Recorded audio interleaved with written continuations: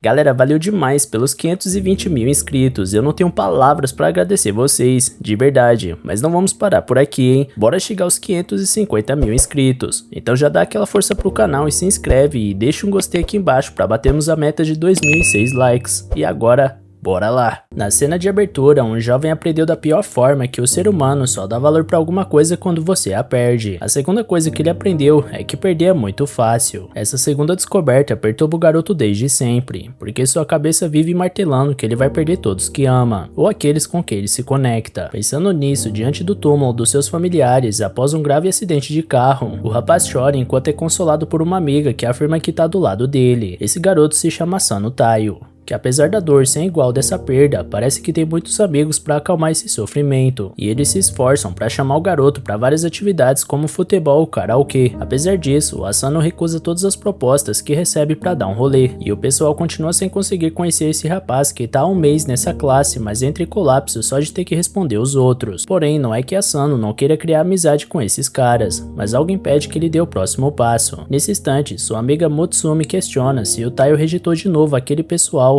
e dá uma bronca nele por continuar fugindo. Ele perde a paciência com isso e pede pra ficar em paz. Porém, Mutsumi tinha feito o almoço do garoto porque ele só vive trabalhando e não vem se alimentando direito. Então no final ela tava obrigando ele a comer todas as cenouras dessa vez. Bisbilhota na cena. Os garotos rejeitados se perguntam por que o maior ídolo dessa escola, Yosakura, faria papel de bobo assim, mesmo que os dois sejam amigos de infância. Enquanto isso, Mutsumi se mostra preocupada porque Taiyo só vive sozinho o tempo inteiro e ela teme que ele passe o resto da sua vida assim. Por outro lado, o garoto contesta o fato de que ela rejeitou recentemente o Tanaka, um terceirão bonito, inteligente e capitão do time de futebol. Ela se gaba de leve por ter dado um fora num cara desses, mas logo pede pro amigo seguir em frente e arranjar novas amizades, porque com certeza seus pais ficariam felizes com isso. Dito isso, Mutsumi ia dar a comida na boca do amigo, porém um homem se mete na frente e abocanha o garfo. A garota reclama que o Sr. Hirokawa tinha prometido parar de filar a comida alheia, mas ele responde que não pode controlar os impulsos do seu corpo diante de uma comida tão deliciosa. Então ela pergunta se ele não deveria estar em uma viagem de negócios no exterior, porém Hirokawa sentiu tanta falta do almoço da Mutsumi que resolveu voltar mais cedo só pra matar à vontade. Ainda por cima, ele ficou muito tempo longe dessa bela mecha branca da garota e pede pra esfregar seu rosto nela, porém ela avisa com um sorriso que vai denunciar o homem se ele se atrever a fazer isso.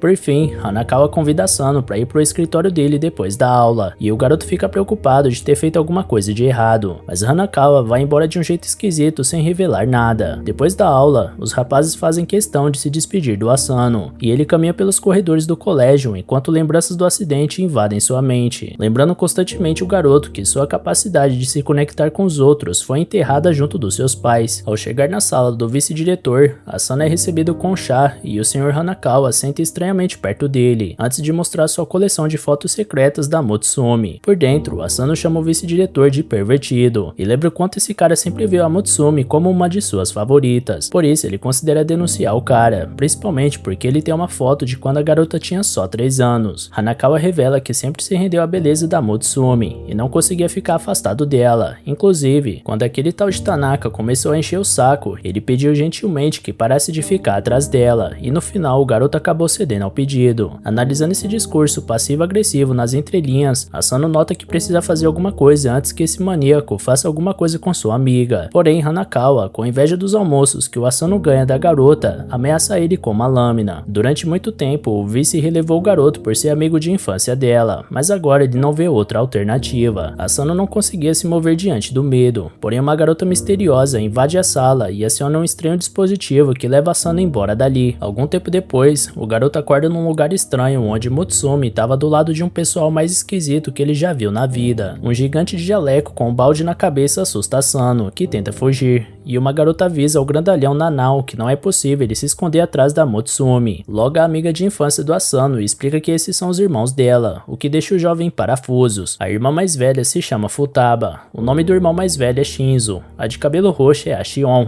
O moleque fantasiado é o Kengo, o gigante é chamado de Nanao e o cão de guarda é o Goliath. Todos esses membros formam uma família de espiões e Mutsumi confessa que foi difícil manter isso em segredo durante esses 10 anos. Asano fica maluco com essa revelação e acha que todo mundo ali tá zoando com a cara dele. Portanto, ele pega uma pistola achando que é de brinquedo, mas dispara pro alto sem querer e percebe que o buraco é realmente mais embaixo do que ele pensava. Goliath explica que ser espião é um emprego comum, longe do que os filmes mostram, e Futaba reclama que teve um aumento de espiões funcionários públicos que cobram quase nada, então não tem como competir com isso, mesmo que Shion comente que eles estão avaliados em 4.8 de 5 na internet. Pelo menos, segundo Kengo, eles têm o irmão Kyoichiro para aumentar a popularidade deles. O espião masculino que as mulheres mais querem se tornar alvo de investigação. Mutsumi explica que ele tem alguns sérios desvios de caráter, mas que em questão de competência profissional, certamente é o melhor espião da família. Segundo Futaba, o Asano estava sendo alvo dele porque rumores de uma fanpage indicavam que alguém estava planejando matar a Mutsumi. Então Futaba acrescenta que certo dia, num incidente, Mutsumi sofreu uma lesão quase fatal do Kyoichiro, e esse cabelo branco é um resquício do estresse daquele incidente. Desde então ele ficou obcecado pela irmã em níveis anormais, por causa do seu sentimento de culpa. Ele trocou de nome e escolheu um trabalho onde poderia vigiar ela de perto, manipulando todas as relações pessoais dela da forma que bem entende, se tornando uma espécie de monstro protetor. Como Asano é amigo de infância da Mutsumi, o Kyoichiro poupava o garoto, mas com essa denúncia, ele tem a justificativa perfeita para matar ele. Por falar nele, um alarme revela que o Kyoichiro tá dentro dessa casa, provavelmente para pegar o Asano. Porém, os irmãos pedem pro jovem ficar calmo, porque eles trancaram todas as portas que dão acesso a esse quarto e instalaram todas as armadilhas possíveis pro espião primogênito. Futaba quer dar uma surra no irmão mais velho,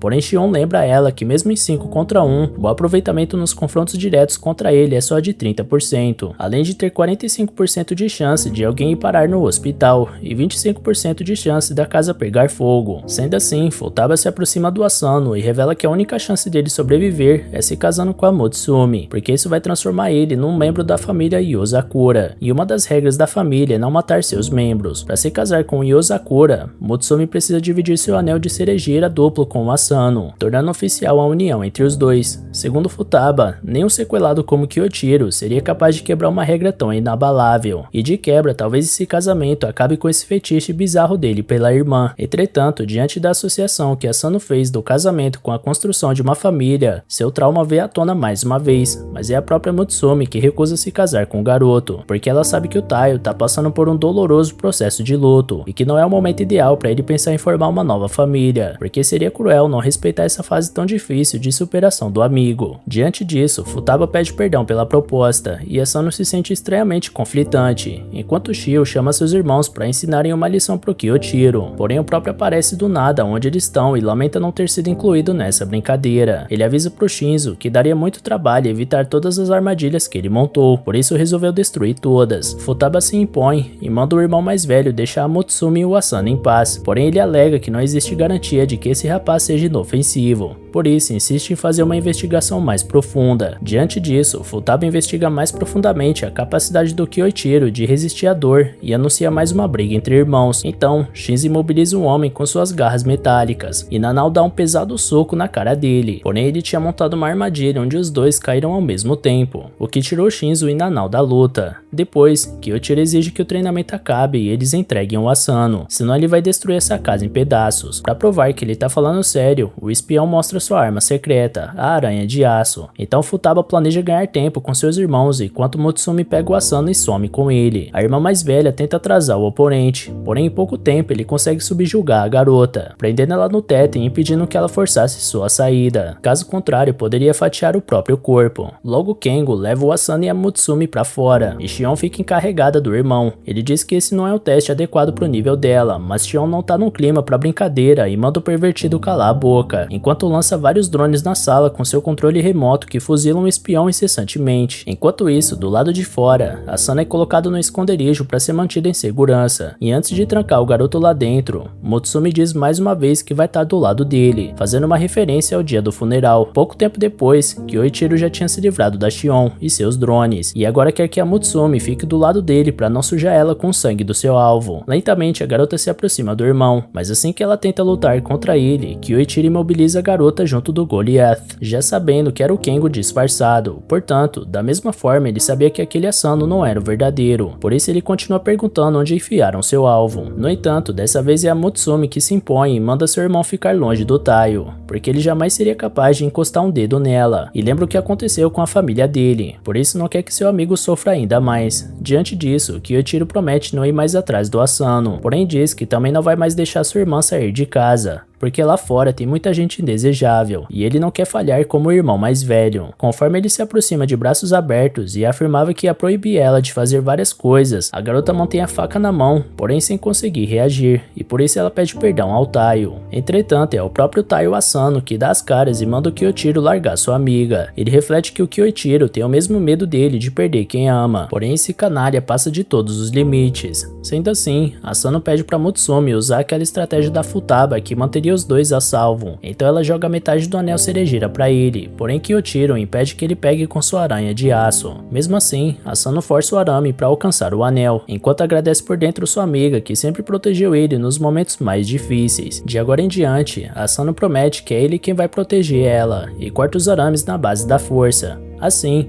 ele finalmente coloca o anel e confirma sua união com a garota, que cai nos seus braços logo em seguida, enquanto seus mais novos irmãos celebram o acontecimento ao chegarem no local. No fim do dia, Taiyo observava seu belo anel já deitado na sua cama. Um pouco antes, ele se despedia da Mutsumi e perguntava se Kyoichiro ia ficar bem, porque aparentemente o cara ficou meio perturbado com o casamento repentino da irmã. Porém, Futaba deixa claro que vai fazer ele engolir a realidade, nem que seja na base do morro. Por fim, Mutsumi agradeceu o garoto pela ajuda. 7h30 da manhã do dia seguinte, Taiyo é acordado pelo despertador na presença do Kyoichiro, armado de uma faca. Quando o espião erra a primeira facada, ele tem que admitir que os reflexos do jovem estão em dia. Taiyo pergunta o que esse cara tá fazendo ali, e ele responde que esse é o tradicional bom dia da família Yozakura. Além do mais, se quer bancar o espião, o garoto tem que dormir com o olho aberto para evitar virar picadinho. Em seguida, Kyoichiro apresenta o treinamento matinal da família, ao imobilizar o pobre garoto com seus arames. No andar de baixo, Mutsumi cozinhava alegremente, até que escuta os gritos do seu mais novo esposo.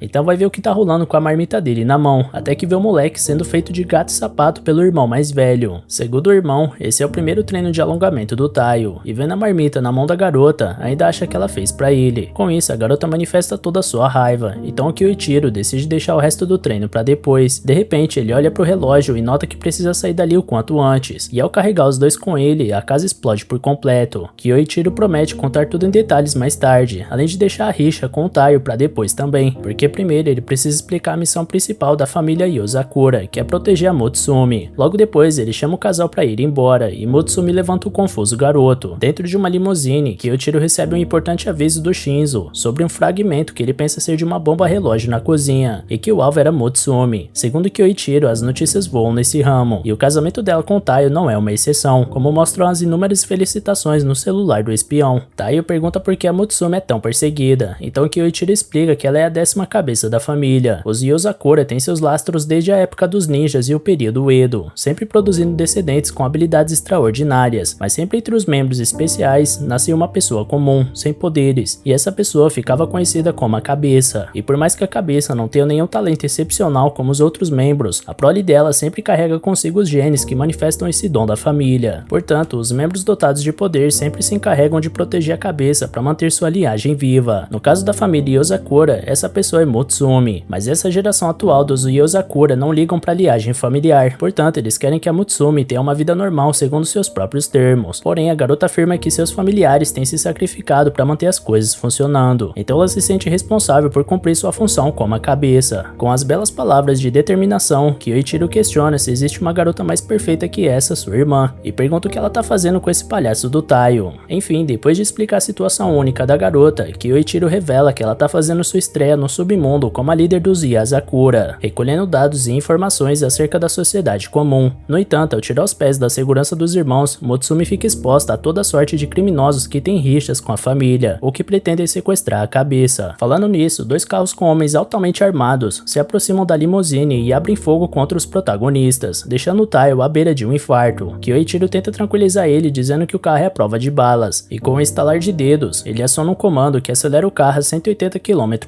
hora para despistar os inimigos. Nessa hora, um dos criminosos saca uma arma para quebrar a proteção do alvo, porém Kyoichiro insiste pro motorista não dirigir feito um sequelado, senão vai acabar derramando o chá dele. Taio questiona quem é um abençoado que tá no comando desse volante, e Mutsumi elogia a destreza inigualável do cão Goliath. Os criminosos disparam um míssil na limusine e o cachorro desvia com sucesso, mas Kyoichiro não vai perdoar os homens por terem estragado seu intervalo do chá, portanto aparece pessoalmente em cima do carro. Os homens disparam contra ele, porém sua aranha de aço garante que nenhum projétil atinja seu corpo. Os inimigos apelam para mais um míssil, entretanto, os arames fazem picadinho do explosivo no meio do caminho. Em seguida, Kyoichiro corta os dois carros inimigos e explode com os soldados dentro. Quando volta para a limusine, ele usa esse caso de exemplo para ilustrar como é a vida de um Yozakura, passando seus dias sob constante perigo com o objetivo de proteger Mutsumi, a cabeça. Agora que Taio faz parte da família, Kyoichiro estabelece que a primeira missão do rapaz é proteger sua noiva até o final desse dia. Então os dois finalmente chegam ao colégio, e Taio entra na sala inspecionando cada centímetro do recinto em busca de ameaças à integridade da sua amada. Mais uma vez, os garotos da sala se aproximam dele para perguntarem como andam as coisas, mas o moleque tá chapado de espionagem e não dá pinta que vai manter contato humano com qualquer um hoje. Antes do casal chegar na escola, Kyoichiro passava uma arma pro rapaz e dizia que mesmo se Taio mandar alguém pra vala, eles vão varrer pra baixo do tapete, então ele pode se sentir livre para atirar caso for preciso. Em seguida, Kyoichiro pede pro Taio proteger a Mutsumi de um conhecido bombardeiro que se chama Tamaya. Taio questiona se foi o cara que colocou a bomba na casa deles, e Kyoichiro acha que sim, porque aquela bomba era de primeira linha, e quando ele contratou esse bombardeiro para sabotar um grupo rival, ele só andava com as melhores bombas que ele mesmo construía. Taio acha estranho o espião conhecer esse tal de Tamaya, porém ele explica que nesse ramo o que tem de mais comum é gente mudando de lado dependendo da vantagem que vai ter, portanto a única pessoa em que você deve confiar é em si mesmo, e às vezes nem isso. Então, ele conta que o Tamaya só tem uma pequena falha: ele é viciado em redes sociais, e ao invés de só ficar postando poesias sem sentido, ele publica informações sobre a natureza do seu trabalho, além de explanar seu alvo, e até agora ele tem se dado bem com isso. Taio questiona se essa não é uma falha um pouco mais grave do que pequena, e o espião adoraria conversar sobre, porém ele tem vários reféns para salvar hoje, portanto ele ensina de uma vez por todas a tática do bombardeiro. Depois de brincar com o alvo com bombas pequenas, ele liquida a fatura com os explosivos especiais que tanto ama. Recentemente, Tamaya anunciou a existência de 3 bombas, sendo uma que demoliu a casa dos Yozakura, portanto faltam 2, e Kyoichiro não se importa se o Taio vai chegar em casa sem as 2 pernas ou que nem uma sopa de carne. Tudo o que ele quer saber é se sua querida irmã vai sair disso sem nenhum arranhão. Desde então, o novato tá dando sangue na missão que foi atribuída a ele, e após sua intensa averiguação inicial, Taio não encontra rastros de bomba na sala de aula. Ainda assim, pode ser que o bombardeiro esteja infiltrado na escola, por isso não há tempo para piscar por enquanto. De repente, Tamaya aposta que a segunda bomba foi montada, e Taio entra em desespero. Após levar uma bolada na cabeça, ele vê um vulto passando perto da enfermaria do colégio, e se apressa para investigar a situação. Ao chegar na porta, a enfermeira pergunta se o garoto se machucou, fazendo ele ter que recuar, mas a mulher estranhamente dá um sorriso maldoso. Taio volta pro corredor sem saber o que fazer, até que repara que a enfermaria tá fechada hoje. Enquanto isso, Mutsumi almoça com suas amigas e elas conversam sobre coisas banais. Por exemplo, um boato de que uma nave espacial foi vista voando por cima da escola. Sentado perto das garotas, Taio lê na rede social do Tamaya que ele armou a terceira e última bomba. Durante seu dia observando atentamente a cabeça dos Yozakura, ele notou que ela não come a comida que ganha de alguém logo de cara, e também ela nunca fica sozinha. E é dessa forma que Mutsumi luta diariamente por sua sobrevivência. No meio da reflexão, os rapazes voltam a abordar o Taio e oferecem um chocolate como pedido de desculpas pela bolada de mais cedo, e o garoto engole o doce sem pensar 2 vezes, deixando os rapazes assustados. Taio pergunta o motivo do espanto, e eles explicam que estavam acostumados a serem desprezados por ele só de chegar perto, o que não aconteceu dessa vez. Subitamente, o espião novato tem um treco, mas como tá em missão, ele afirma que pro bem da sua esposa não vai ter um piripaque. No entanto, é a própria Mutsumi que tá cuidando dele assim que ele acorda numa sala com sofá, já que a enfermaria tá fechada. Por isso, o garoto pergunta se realmente é o cara certo pra garota, porque eles são amigos de infância, mas aparentemente Taio não sabia nada sobre ela, sobre sua família de espiões, todo esse papo de cabeça e viver constantemente em perigo. Ainda assim, mesmo carregando esse peso nos ombros, ela sempre esteve ao lado do Taio nos momentos difíceis, ao contrário dele, que até no pedido do casamento só estava pensando na sua própria vontade de proteger a Mutsumi, sem consultar os sentimentos dela. Porém, Mutsumi dá um burro na testa do garoto para ele largar de choro, porque no íntimo dela, ela sempre quis ele como seu marido. Aliviado com a afirmação da noiva, o garoto olha para Mutsumi e acaba vendo uma bomba presa no teto prestes a explodir. Depois do estouro, os garotos da sala acham que esse barulho foi o clube de ciência fazendo pataquada, mas na verdade era o Kengo que tinha plantado a bomba depois de se disfarçar de enfermeira. Nanao questiona se foi uma boa ideia explodir uma bomba em cima da caçula, e Kenga admite que é um pouco arriscado, até que Shion liga e manda o garoto voltar para casa imediatamente. Enquanto isso, Taio tira de cima deles o sofá que usou para proteger os dois, e logo se questiona como Tamaya sabia que eles estariam nessa sala, já que acabaram de chegar. Portanto, ele repassa os fatos de antes sobre a enfermaria fechada que deixou só essa sala de opção para ele deitar. Então ele nota uma bomba presa na sua cintura e percebe que na verdade o bombardeiro fez de tudo para manter Taio perto da Mutsumi, porque ele mesmo seria a bomba relógio. Como a contagem regressiva estava chegando no fim e a porta estava travada, Taio pula pela janela para poupar sua noiva, mas Kyoichiro tinha terminado seu trabalho mais cedo e teve tempo de voltar para resolver a treta. Reconhecendo a bomba fagulha do Tamaya, o espião reconhece que ela é pequena e causa um estrago grande, porém contém duas falhas. Como ela recarrega usando o calor corporal do alvo, ela leva tempo para ativar. A outra falha é que ela pode ser desarmada com um simples arame dado seu design simples. De toda forma, ele considera que Taio completou sua missão, portanto recompensa o garoto, aceitando ele em definitivo na família. E mesmo que ele queira matar cruelmente o Taio, Kyoichiro se sacrificaria para não deixar que ele morra. Sendo assim, Taio deve trabalhar intensamente com o objetivo de sempre manter Mutsumi Yozakura viva. Depois de puxar o novato de volta, Kyoichiro revela que precisa devolver a bola pro dono, e logo entram na sala o Kengo, o Nanao e por último o Shinzo. Como hoje era a primeira missão do Taio, eles acharam que poderia ser divertido participar, então Shinzo joga no chão o bombardeiro Tamaya. Kyoichiro joga ele pra longe com seus arames e uma bomba relógio prestes a explodir, fazendo um espetáculo a céu aberto depois que a contagem chegou no zero. Checando seu celular, Taio nota que um bombardeiro postou na internet que tá prestes a morrer agora, então Mutsumi curte a publicação e os dois caem na risada. No dia seguinte, no mundo devastado pelo caos, Taio se vê impotente diante da garota que ele jurou proteger, com ela sendo subjugada por um homem que diz o quão patético o garoto é, por nem conseguir proteger uma mulher sequer. Mutsumi, por sua vez, parece que tá sendo sufocado com um aperto brutal do braço do homem. Nessa hora, Taio acorda e estica a mão para resgatar a garota, porém não tinha nada na sua frente. Logo se recordando das loucuras vividas recentemente na companhia do Kyoichiro, ele se distrai e pisa no rabo do Goliath, que busca sua vingança no mesmo instante, fazendo os gritos de sofrimento do pobre rapaz ressoarem por toda a casa. Após fazer um curativo nele, Mutsumi pede desculpas, porque foi ela que pediu pro Goliath ficar de guarda no quarto do Taio para impedir que o Kyoichiro atacasse ele de novo enquanto dormia. Por falar no cachorro, Mutsumi pega a fera e faz carinho nela tranquilamente, porém Taio adverte que ela não deveria fazer isso. Porém ela explica que o Goliath nunca atacaria a chefe da família, enquanto o cão mostra que não dá o mesmo tratamento pro recém-chegado. Algum tempo depois, o novato recorre à irmã mais velha da família, Futaba, para que ela treine ele para ser mais forte para proteger a Mutsumi. Futaba concorda que o recém-chegado precisa evoluir, porém ela ressalta que isso deve ser feito aos poucos, respeitando o período de adaptação que o garoto precisa passar diante dessa nova vida. Fora isso, ela acha inocência ele pensar que passaria de um teste tão difícil apenas com a força desse sentimento. Ainda assim, Taio continua preocupado com seu rendimento a partir de agora, porque os perigos já estão batendo na porta, e esses dias ele quase perdeu a vida junto da Mutsumi por um triz. De saco cheio com a insistência do moleque, Futaba gira ele no ar enquanto explica que apesar de parecer fraca, ela começou a treinar Aikido e Jiu-Jitsu aos 3 anos, e foi mandada para sua primeira missão aos 6. Portanto, se ela precisou passar por todo esse processo sendo uma Yozakura, imagine só um humano comum, como Taio. De toda forma, Futaba não quer que o pivete perca esse instinto de proteção a Mutsumi, portanto ela oferece o treinamento, desde que ele aceite morar nessa mansão durante um mês, e caso sobreviva, será finalmente treinado. Taio não entende porque isso seria difícil, até cair em uma armadilha e quase virar espetinho num chão de estacas metálicas. Diante desse exemplo prático, Futaba explica que a mansão é equipada com várias armadilhas desse tipo, e caso Taia não consiga lidar com esses requisitos básicos para sobrevivência, é melhor se inscrever no aplicativo do Uber para motoristas, isso se ainda estiver vivo. No dia seguinte, o pássaro Cuco grita sem parar no quarto do rapaz às 7 da manhã, e logo em seguida explode. Taio consegue escapar da morte por milagre, até que um lança-chamas surge do teto e coloca um garoto para correr de novo, e depois de lutar intensamente por sua vida, Taio chega na mesa de café mais frito que os ovos da mesa. Mutsumi cuida de novo do seu noivo e lamenta ter colocado ele no meio disso tudo,